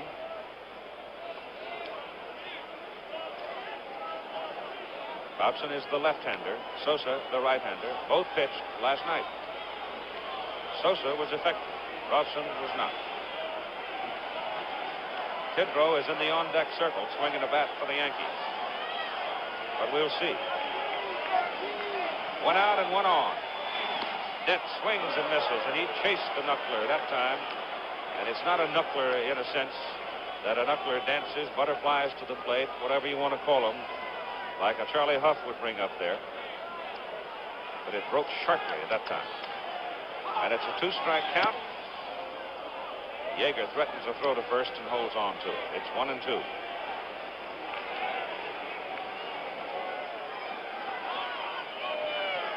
There's Tidrow on deck. Hit to the right side for a base hit. Reggie Smith plays it in, and Piniella holds at second base. So Dent moves him along. And now Tidrow is called away. Dent went to right field of that ball very well, and this is exactly what Billy wants. Nice to get the base hit from the 8th man in the lineup. That really helps him out. That is George Sieber, a switch hitter on deck. Sieber, an infielder, left-handed, hit .275 in 40 trips to the plate as a left-handed batter. He's a youngster. You look at some stats, looking in the record book there. Bird had 31 starts this year. Only had 6 complete games, so you're not going to look for him to go 9 innings tonight, and he's in trouble here. trouble here in the bottom of the 5th inning. I guess we'll get Kenny Clay, that youngster you just saw in the bullpen, the only man working out. In the meantime, young Zieber surprised a lot of people with his hitting during the course of the year. Hooten may be a problem for him. He'll be looking at him for the first time. Clearly, Tom Seaver was right when he suggested first time around that as the Yankees got accustomed to Hooten, they would begin to hit him, because they're doing just that now. Note the average for Zieber. And for a frail-looking fellow, he's got pretty good power. He had 3 home runs and 10 runs batted in his 65 at-bats. There's an Orange, California. So with 2 on and 1 out, the pitch to Zieber is high and away for ball 1. And now anxiety begins to grow a little in the Dodger dugout, and that brings pitching coach Red Adams up and out on the way to the mound to talk. Little talk to settle him down, hopefully, but they vividly remember what happened last Friday in Philadelphia. When Christensen, the Philadelphia pitcher, was up, Hooten had him 1 ball, 2 strikes, thought he struck him out, got an adverse call from the umpire. Then Hooten walked Christensen, walked the next 3 men, and before you knew it, the Phils had overtaken a 2-0 Dodger lead and were ahead 3-2, and Hooten was gone. In our pregame show, that's exactly what Hooten talked about, as he told Ross Porter that he had learned a lot from that game, most particularly not to let his emotions run away from him. Let's see what happens to him here. With 1 out, Vanilla at second base, Bucky Dent at first, George Zieber at the plate. That pitch is high. It's 2 balls and no strikes. And the crowd now begins to come alive. A very responsive gathering of some 56,000 plus here at Yankee Stadium. That quiets him just for a second at least. It's now 2-1 on an 88-mile-an-hour fastball from Bert Hooten. The point is, and Tom has made it, for the Yankees to get back into the ball game, they must capitalize. They must peck away and make it a close game. They can't waste these hits. Foul at the plate, and it's 2-2. The crowd, to be precise, 56,691, which means the first 2 games of the World Series have drawn 113,359. Mickey Rivers, the man waiting on deck. 2 on, 1 out for the Yankees. Their first real threat of the ball game. First major threat. Strike 3 called. George Zieber caught looking at a red-hot fastball on the inside corner. All fastballs. Went with his fastball. He really crossed Zieber up. I tell you, when Hooten gets in trouble, he starts throwing his curveball high. When he was getting his strikeouts earlier, when he was throwing the knuckle curveball, he was getting it down in the strike zone. But when he hangs that thing, he's going to get in trouble. There he had a pinch hitter up, didn't fool around, went right with his fastball. He has now struck out 7 in the ball game, and he comes high and away to Mickey Rivers. All right, here's the key right here in the Yankee ball club. Mickey Rivers, 9 hits in the series against Kansas City. They haven't exploded in this series, even though they won yesterday. Foul. And the reason, as you know, Tommy, is the Dodgers have thus far contained Rivers. He's been to the plate 7 times, doesn't have a base hit yet. Well, listen, don't think that the Dodgers don't know that. I mean, the Yankees won last night, and Mickey Rivers didn't get a hit. Now, the Dodgers are going to have to contend with Mickey Rivers when he is hitting, and it's going to be even more difficult for them to win. High, 2-1. It's 2 out and 2 on. They need a hit here. They got men on. They've got to score in this inning. Padella at second. Dent at first. 2 down. Rivers high in the air. Might be a play for Yeager. Not quite. Second row.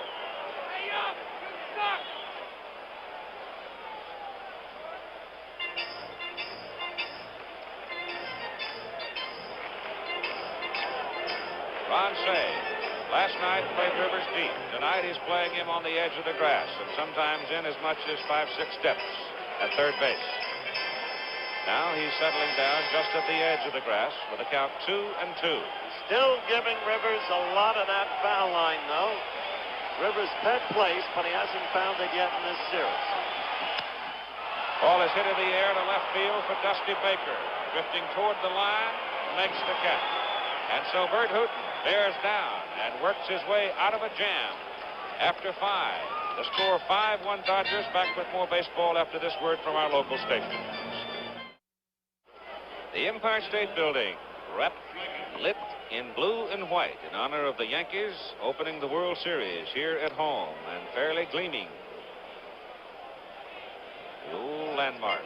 And look here, Donna Deverona, with whom we works at so many Olympic events in swimming coverage, enjoying the ball game tonight.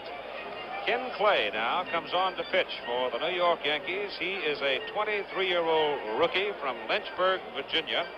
Pitched at Syracuse earlier this year, where he was 5-1. He was called up by the Yankees on June 6th. Donna looks prettier than when she worked for us. What does that portend, Keith? Oh, I haven't seen her since Montreal. Jim Hunter started for New York tonight, went 2 1/3 innings, 5 earned runs on 5 hits, 3 home runs.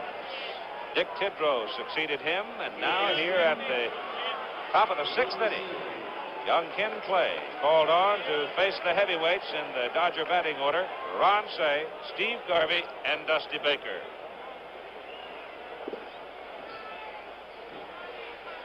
Clay, the Yankees' #2 selection in 1972 June free agent draft. Started West Haven, went to Syracuse, and stayed at Syracuse until called up by the big club.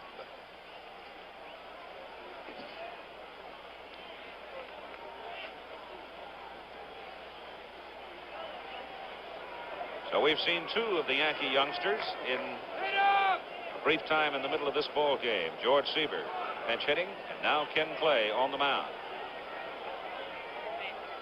And Cey takes fastball low.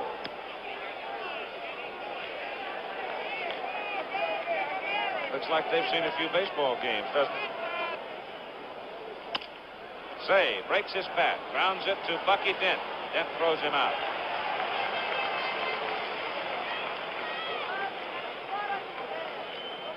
First baseman. I got collared by a fellow the other night who wanted to know why they don't package bleacher seats during the season so they could get on record as season ticket buyers. That way they'd have a shot at getting some World Series tickets. What makes you think it's a bad idea? I don't think it's a bad idea. First time I'd heard it. 1 away for Steve Garvey. A single in 2 trips tonight. Hits it to the right side. Chambliss backhands it. Clay covers, and they get him. Good play. Cued the ball to the right side. A lot of spin on it. That big pillow that Chambliss has over there, he handled it without any great difficulty, though it did require some quickness on Chris's part to get to it. Now, Dusty Baker. Baker, for months, worked 6 hours a day, 5 days a week at Dodger Stadium, spent the weekends at a health spa working on that leg to get it in shape. Took the cast off of it. Started working with weights, and here he is, having had a remarkable season. 2 out now. The bases are empty. And Clay is 1-1 as he hits the strike zone with that fastball for strike 1.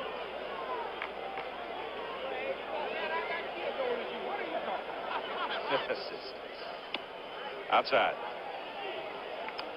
Dodgers this year, of course, had 4 hitters. There's Billy Martin trying to think of something. Dodgers had 4 hitters, 30 home runs or more. Dusty got his on the last day of the season. There's high to left field, but there's room for it. Did not quite get all of it. Sort of a slapping sound, and Piniella makes the catch. And so Ken Clay comes in and blows the Dodgers down in order. After 5 1/2, it's 5-1. Dodgers lead. Tomorrow will be an off day in the World Series play as the teams travel to Los Angeles. The weekend schedule looks this way. Friday night, 8 Eastern time. Friday night, Tommy John and Ron Guidry.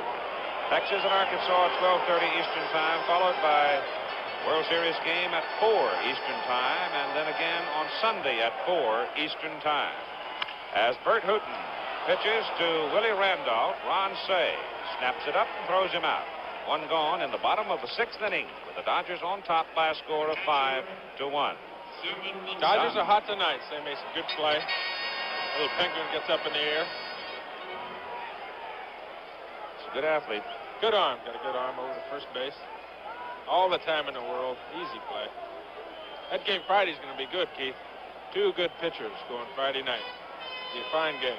Houghton has been impressive in this respect, too. He's been ahead of the hitters all night. He's had only 3 3-2 counts through 5 innings. He struck out 2 of those. Thurman Munson now stands at the plate for New York. A single and 2 trips. Hits it on the ground to Bill Russell. 2 down. 2 pitches, 2 out. Making it look easy, isn't he? Sure is. He got out of a couple of jams that... Getting the meat. I had mentioned that Rivers had gone out 8 straight times, really 9. Extra inning game last night, Mickey was 0 for 6. So he has been unable to get this club started. Those 2 pitchers, as Reggie Jackson comes to the plate, Tom referred to in Friday night's ball game. Tommy John, of course, who led the club in wins this year for the Dodgers, and Ron Guidry, young left-hander, who was such a strong performer for the Yankees this past season. Reggie Jackson takes low. Reggie in the ball game tonight has struck out looking and grounded sharply into a double play.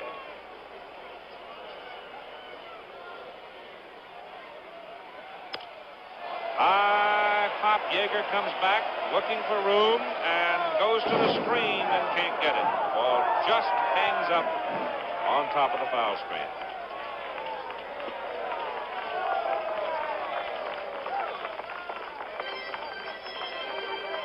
And so Reggie stays in at 1-1.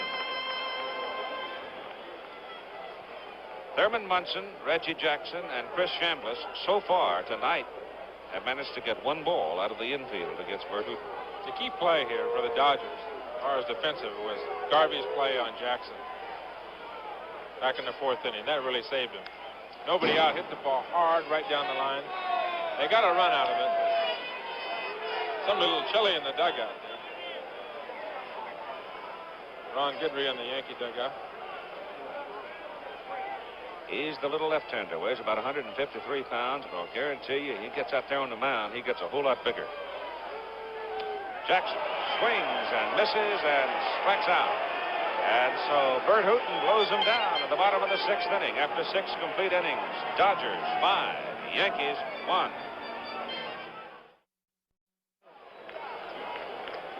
Well, it looks like that fire is just about out, Keith.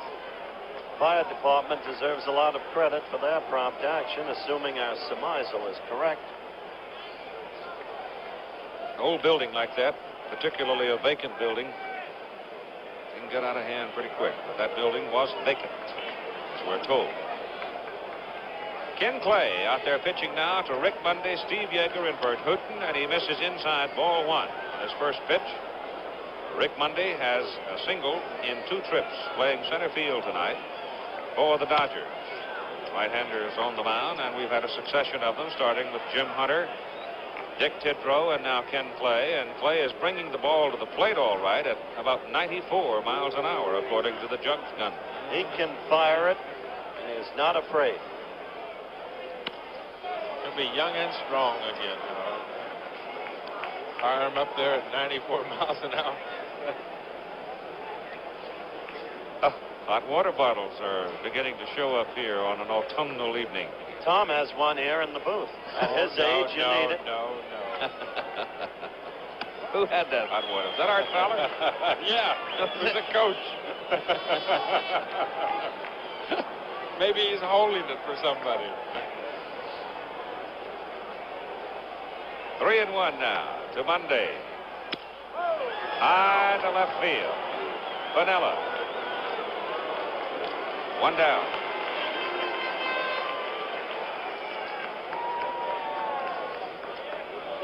Lou makes the catch. The batter now is Steve Yeager, who has a home run and a single in the ball game, facing Clay for the first time.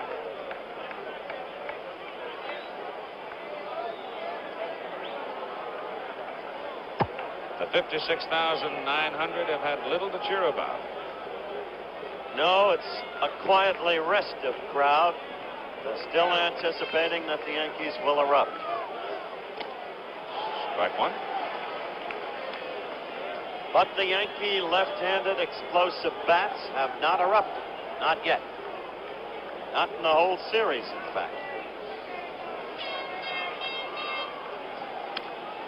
Fouled off. Strike two.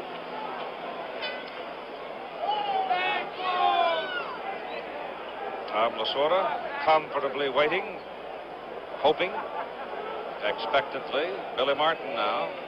Frustration beginning to get a hold of him in the top of the 7th inning, with the Dodgers leading 5-1.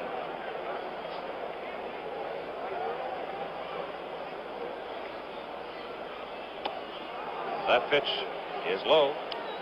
The spacious regions of Dodger Field do not particularly favor the Yankee left-handers either. If you can handle them in this ballpark, you would think, at least on theory, that you could handle them there.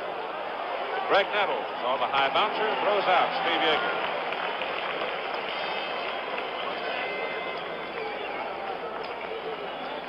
Now it'll be Bert Hooton. Interesting little note made in idle conversation that in the championship series for both leagues, the teams that won the opener did not win the pennant. Whatever that means. Well, there she is. Miss Barbara Walters, ABC Evening News. High foul out of play by Bert Hooton with nobody aboard and 2 out here in the top of the 7th inning. Well, if you want to get into baseball history, there have been 5 first-game extra inning games in the World Series. One was called on account of darkness. The other 4 games, the team that won the first game of the series in extra innings 3 times lost the World Series. There's a strike. I don't know what that orders, if anything. But yesterday we mentioned the 14-inning game is the longest game. Red Sox 2, Dodgers 1 in 1916. What was interesting there is we looked at a call ball. That game was pitched all 14 innings by a pitcher named George Herman Babe Ruth. Right. Oh, Hooton got some wood on it and gives Lou Piniella a little action in left field to retire the side. So Ken Clay now has retired the Dodgers in order on successive innings. 5-1 Los Angeles. Glenn Burke is now playing center field for the Los Angeles Dodgers on a cool night. Tommy Lasorda takes Rick Mundy out of there and puts him back in the warmth of the clubhouse. So youngster Glenn Burke goes to center field. The batter is Chris Chambliss for the Yankees, to be followed by Greg Nettles and Lou Piniella. The gap defensively for Chambliss, left center field. High pop, left side, out of play, upstairs. And Sparky Lyle is up in the bullpen. Sparky, who pitched 3 2/3 innings last night, is up throwing again as Hooton comes high and away for ball 1. 1-1 now to Chambliss, the Yankee first baseman.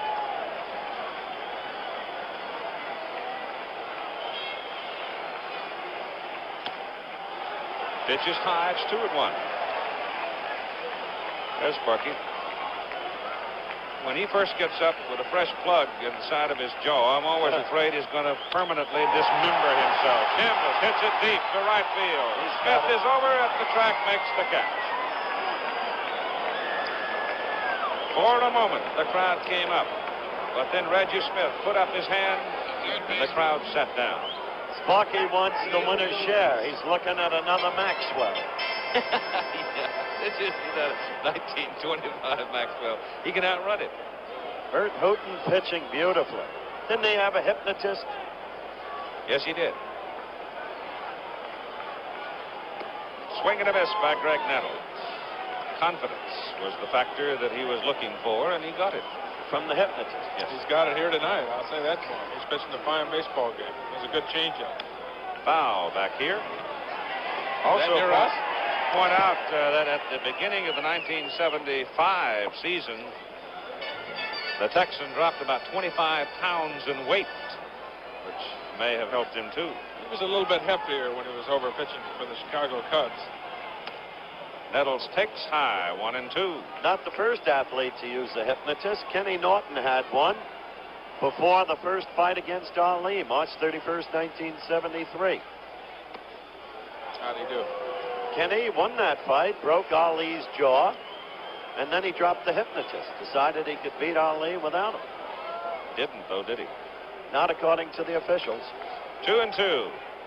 High. 3-2.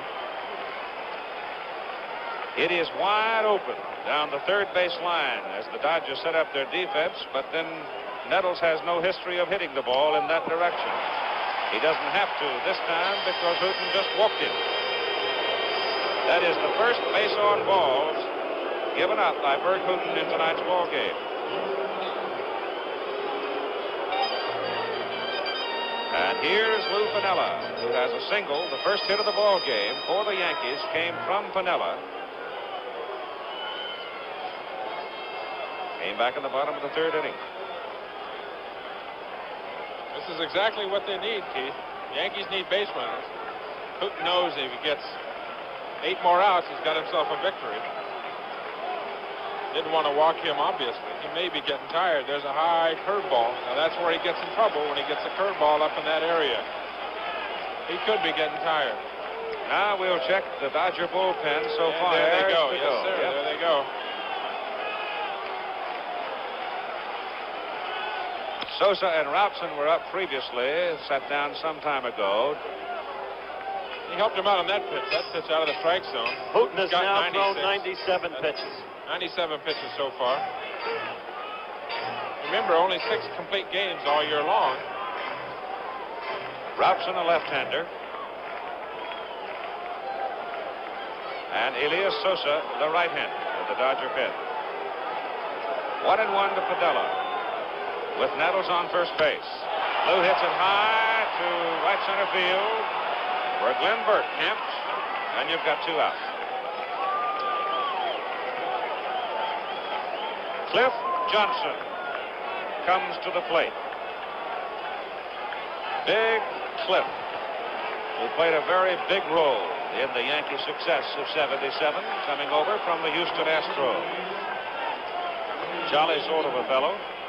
Enjoyed watching him and Preston Gomez, who managed him at Houston, have a little fun tonight before the ball game. He has tremendous power. He hit 10 home runs for Houston. Sometimes a pickup of a guy like this is a more important acquisition than a more widely publicized big money pickup. And Gabe Paul knew all about this guy, and he's done a tremendous job for the Yankees. Johnson played in all 5 games in the American League Championship Series. Chews on a toothpick. Almost inevitably, he'll, as a matter of fact, go to the clubhouse to get one if he forgot to bring one. That's his trademark. He had that down in Houston, too. I told him, but I used to pitch against him, I was going to try and knock it out of his mouth. He had 6 hits. I wouldn't want to do that. No. 2 out now, and Johnson, who is a big target at the plate. Hooten hits the outside corner for a strike. They call him Heathcliff. Roy White is in the on-deck circle. Johnson batting for Dent. White will hit for the pitcher if it goes that far. He is a big, strong man, that Johnson. You don't argue with him. Ed Sudol, watch him call the strike now. Good pitch. Watch Sudol. It's right down to the corner. And see, there it was, Cliff.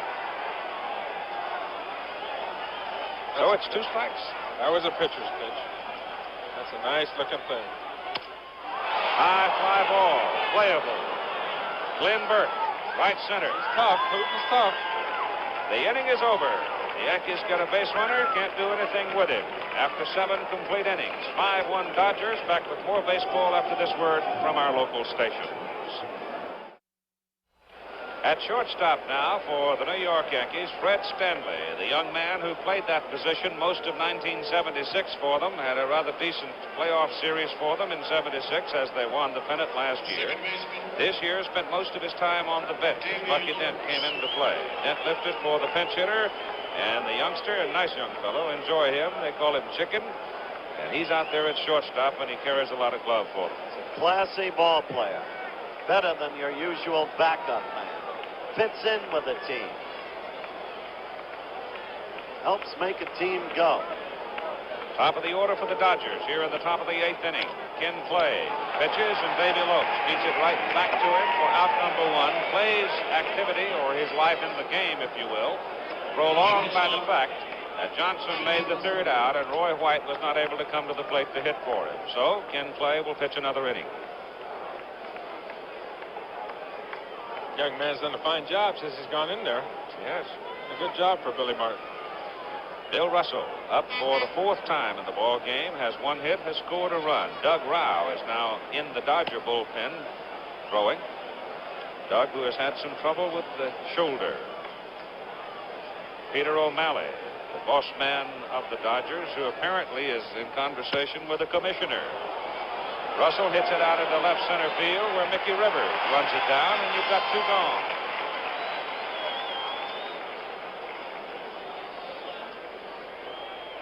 They're probably talking about the transit to the West Coast. Or for that matter, they might be wondering who's going to pack the picnic lunch next Wednesday. Well, we've been here for 2 days now, watching 2 games and seen some fine plays in the infield. Chambliss and Nettles and Say. Haven't seen a super catch in the outfield yet. And long, high fly balls. Reggie Smith, who has doubled and hit a massive home run in the ball game, looks now at ball 1 from Ken Clay. I understand that the weather forecast anticipated today in Los Angeles to be near 90 degrees. I can testify to that. It was 90 when I was out there last weekend. 2 balls and no strikes. Doesn't change out there. No change of colors. No change of seasons. Oh, a little. I can remember having a little ice in the backyard once, several years, 20 years. That created a decade of crisis. Meanwhile, Rao is working out. I suspect Tommy Lasorda wants to see how his shoulder is. Tommy would not be averse to using 2 left-handed starters. Well, he's going against the book here at Yankee Stadium and going with both right-handers, and looks like he may get a win tonight. Getting a split out of Yankee Stadium to go home. Tommy John scheduled to go against Ron Guidry on Friday night at 8 Eastern time. Then we'll see about Saturday. 3 balls in 1, 4. That's the 4th ball, and Reggie Smith goes down to first base. It could be that Don Gullett, who pitched so well last night, can come back on Saturday. Says he felt fine today, no pain at all in the shoulder. But then you wonder, what about Mike Torres? He would be due Saturday.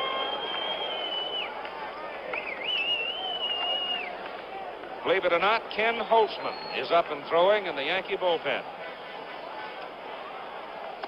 Ron Say takes a strike. That's going to astonish a lot of people. Kenny, of course, feels like he's a forgotten man around this Yankee ball club. Difficult story to handle. A man with a 4-1 record in World Series action. A man who feels totally rejected and even debased. Doesn't like to talk to anybody at this point. Pitch low. There he is.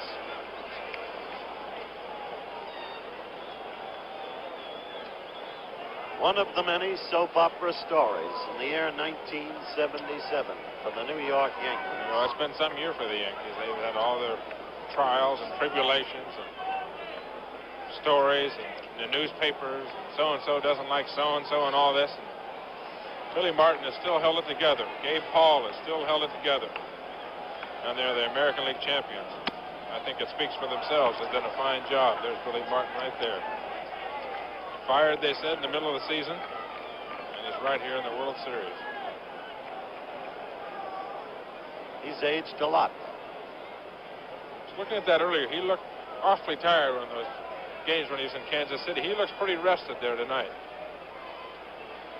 2-1 pitch to Say. Fouled upstairs. Watch out, Tom. No, I got you covered again. All right, I got you. You have to watch the ball off the bat, Howard. Timing is essential. When did you learn that? Yankee Stadium, live picture from the helicopter, fluttering overhead. The count 2-2 to Ron Say, with Reggie Smith on first base, and 2 out.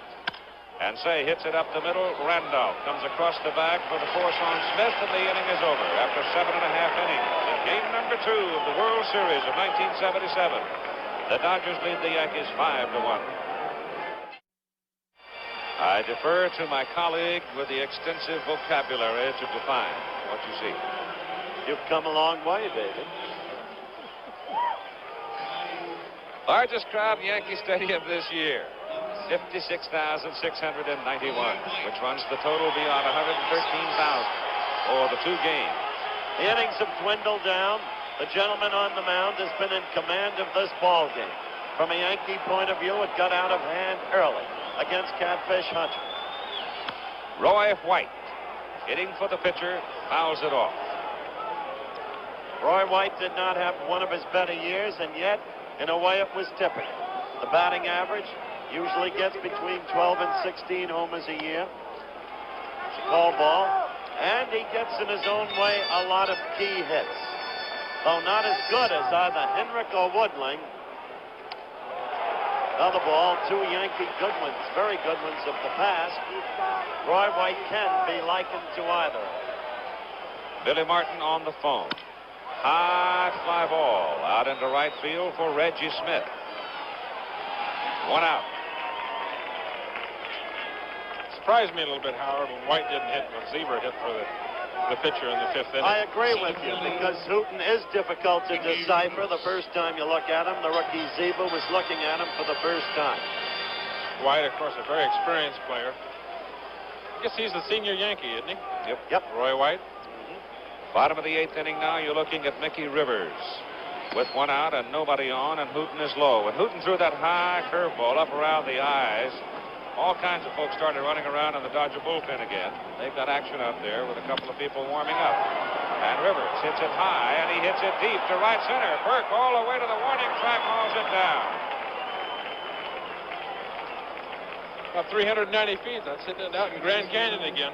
Big ballpark here. That's got a chance to be out in Dodger Stadium. He hit that ball well. He has, as I said, surprising power for a small man. Hooten has allowed only 6 base runners. Only 1 runner reached second. He's been a commanding pitcher tonight. No question about it. Needs 4 outs. He started the inning with 101 pitches. Probably has around 110 now. Right in with a strike to Randolph. Home runs by Say in the 1st, Yeager the 2nd, Reggie Smith in the 3rd. High. Did in Jim Hunter. He's still got some heat on the ball, 88. He was throwing 88 early in the ball game. Still throwing very well. Yankees got airtight relieving. 2 2/3 innings from Tidrow, 3 innings from young Clay. Hard shot to left for Randolph. Look out. Does he have another one? Oh, great running catch by Dusty Baker. Didn't have quite the carry that he put on it last night, where he hit his first World Series home run. We've played 8 innings of play. Los Angeles 5, New York 1. The line score of the ball game as we go to the 9th inning. The top of the 9th, the Dodgers will send Steve Garvey, Dusty Baker, and Glenn Burke to work against Sparky Lyle, who has won 3 successive games in the playoffs. He won a couple, and he was the winning pitcher last night, going 3 2/3. A lot of second guesses might criticize Martin for putting in Lyle at this point because he worked last night, won his 3rd straight postseason game. But Sparky is a Brazilian pitcher with a rubber arm, and he likes work, and there's an off day tomorrow. So as we look at Billy, his thinking undoubtedly is this will only do him good. Charlie Huff and Doug Rao in the Dodger pen, just in case they're needed in the bottom of the 9th. Right now, Steve Garvey stands in with 1 hit in 3 trips to the plate.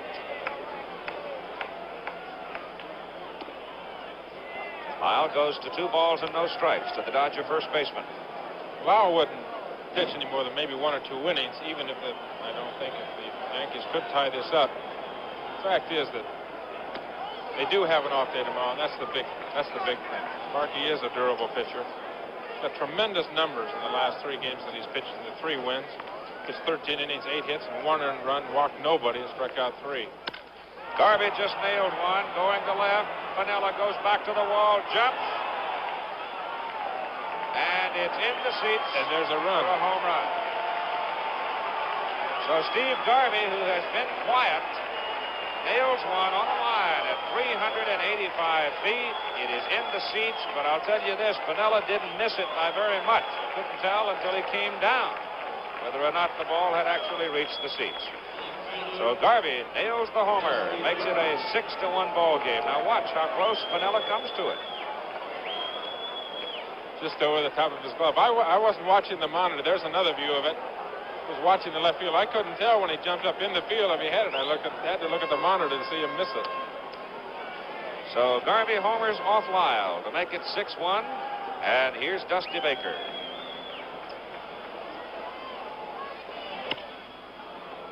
That's hit high in the air. Fred Stanley backs up at shortstop and makes the catch in short left center. At the point, Tom, an interesting fact of measurement in the reconstruction of the new Yankee Stadium. Oh, here we go again. Fans on the field. We've had one come out on the left side and managed to get all the way to home plate and slide across it. This one goes out to visit with Reggie in right field. And we've had a couple of firecrackers thrown out of the stands out in that right field area as well. So Reggie just stood there and talked to him until the gendarmes arrive. And now we've got a green smoke bomb going in center field. Yeah. Smoke bomb. That's a lovely display, isn't it? Well, I'll be interested in what Ralph Nader's new organization, Fight to Advance the Nation's Sports, fans for short, does about things like this, or what can they do? Lyle continues to throw, and they're probably looking around for a shovel or something to pick up the smoke bomb to take it out of the way, and so we can get along with the ball game. The Dodgers have hit 4 home runs in the ball game. Well, maybe we ought to show that fire in the South Bronx once again. Maybe it's been gravitating over here. You can see that Jim Hunter started for New York tonight. The Dodgers hit 3 home runs off him. Those homers coming from Ron Say, from Reggie Smith, and from Steve Yeager. He was succeeded by Dick Tidrow, and then Ken Clay came in, and now Reggie goes over with his glove. Careful, Reg, careful. Reggie's got his gamer taking the smoke bomb out of here. I played in front of these New York fans for 10 years. New York Mets, and they're super. They are great baseball fans, and they do some crazy things once in a while, but they get into a ball game and a team as much as anybody around the country. To put it kindly and literally, they confuse liberty with license. Now we'll get on with it with 1 out and Glenn Burke at the plate. 1 run in on Garvey's home run. Burke taps it. Thurman Munson out in front makes the play.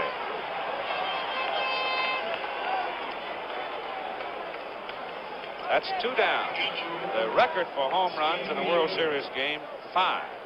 Dodgers have had 4. Here's the man who's hit 1 of them, Steve Yeager, at the plate now. No question the Dodgers have come up with the long ball tonight. No question the Yankees have been all but helpless in front of Bert Hooton.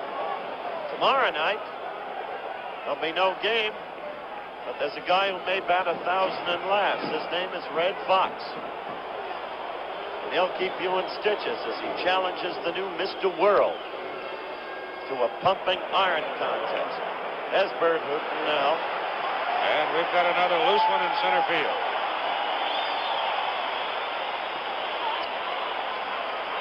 Oh, my goodness. There's Bowie Q, and you see him taking in this. A lot of times when these things happen, they just keep on going. Too. Somebody else will jump out from here, and somebody will jump from there. Now we'll hear the fans boo the security officers who are doing their job.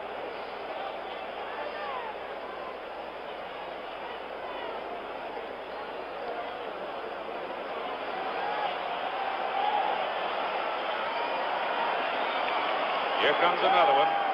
When you get one, you usually get a rash.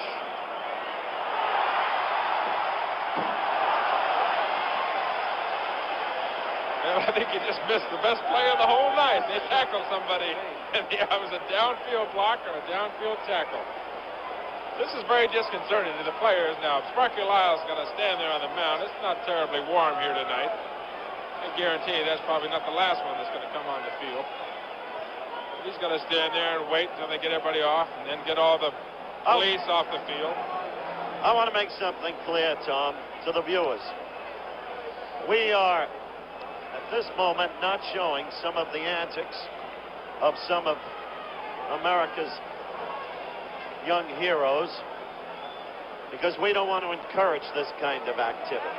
It is tasteless. It is wrong. There is no place for it. We want no part of it.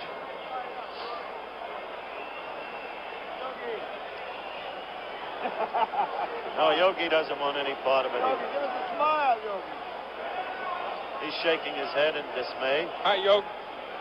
Yogi was my manager over at the Mets at one time. Now we can resume as Sparky Lyle pitches with 2 out to Steve Yeager, and he fouls it away at third for strike 1.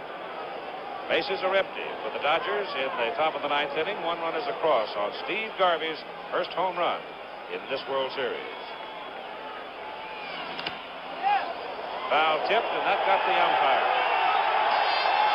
Ed Sudol really took a whack. Hit him on the shoulder, huh?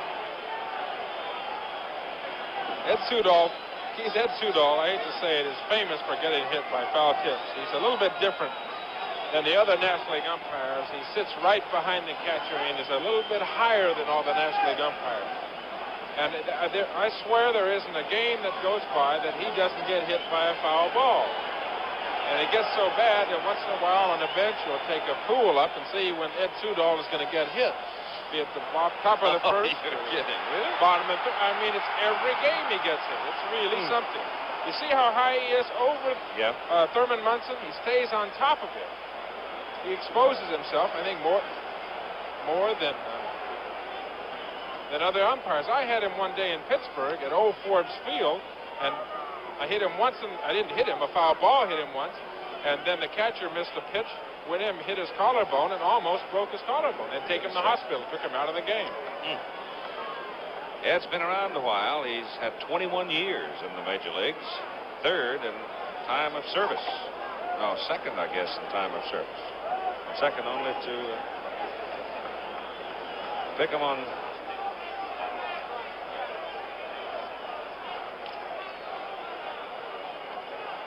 They pick these umpires on a rotating basis, Keith.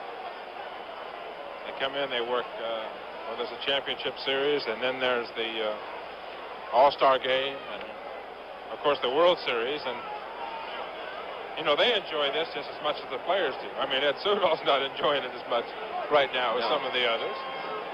But they enjoy working the World Series. It is an honor. It's definitely an honor. You have 4 of them in this series working their first.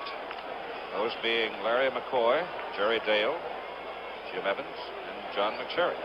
The veterans being Ed Sudol and Nestor Shylock. All right, here we go again now. We're having trouble doing something with Yeager here. 2-strike pitch, outside, 1-2. Steve's been up there for half an hour. Garman now is up in the Dodger bullpen with Charlie Huff. High pop. Thurman Munson coming back. In the 3rd row.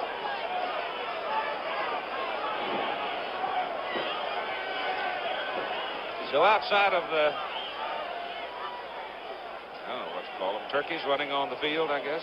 Turkeys, that's fine. That's perfect.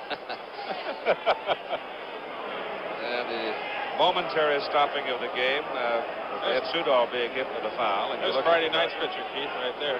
For the Dodgers, Tommy John, 20-game winner this year. Good candidate for the Cy Young Award. Rolled at 3rd for Greg Nettles. Throw just in time. And the inning is over.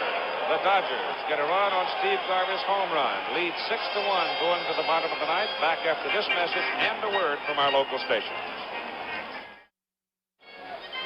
Last chance for the New York Yankees with the score 6-1. The Los Angeles Dodgers scoring twice in the top of the first, once in the second, twice in the third, and once in the top of the ninth. That is Bill Bueller, the Dodger trainer, and Tom Lasorda out talking to Ed Sudol, who's going to be able to finish the game all right after taking the hard rap on his shoulder. And for New York, as we go to the bottom of the ninth inning, Thurman Munson, Reggie Jackson, and Chris Chambliss. And Hooten had his best inning of all last inning. He threw only 6 pitches. In the game, he's thrown 111 pitches.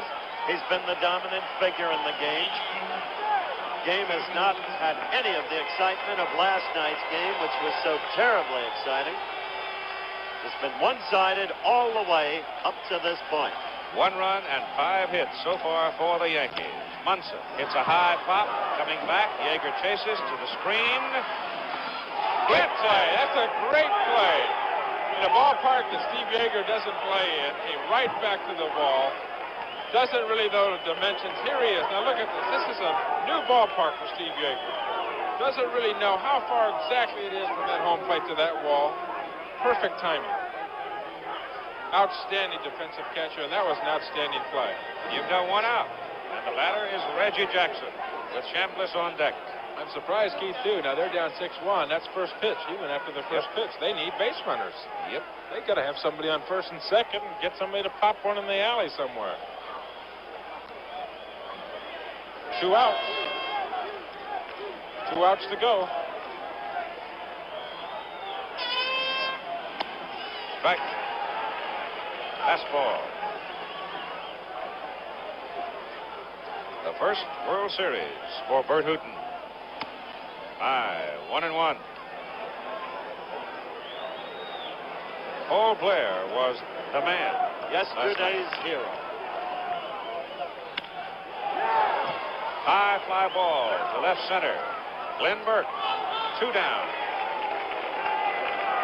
If there's a fact of life in sport, Tom, as you know, it is that fame is a transitory thing. Bert Hooten's done a fine job here tonight. Harrody's done a good job. 6 complete games all year long. He's today's hero. He is today's hero. Yesterday was Paul Blair.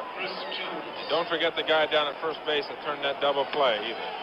He may have turned this entire game around. Steve Garvey. Right. Strike 1 to Chris Chambliss. Our research for the ball game of the series by Jerry Klein. As Chris Chambliss hits a high fly ball to right center field for Burke. The ball game is over, and the Los Angeles Dodgers have pulled even with the New York Yankees, as the Dodgers defeat the Yankees by a score of 6-1 in the second game. And so the series will move to the West Coast. Off tomorrow for travel, resumes Friday night. Bert Hooten goes 9 innings. 1 earned run, 5 hits. He struck out 8. He walked 1.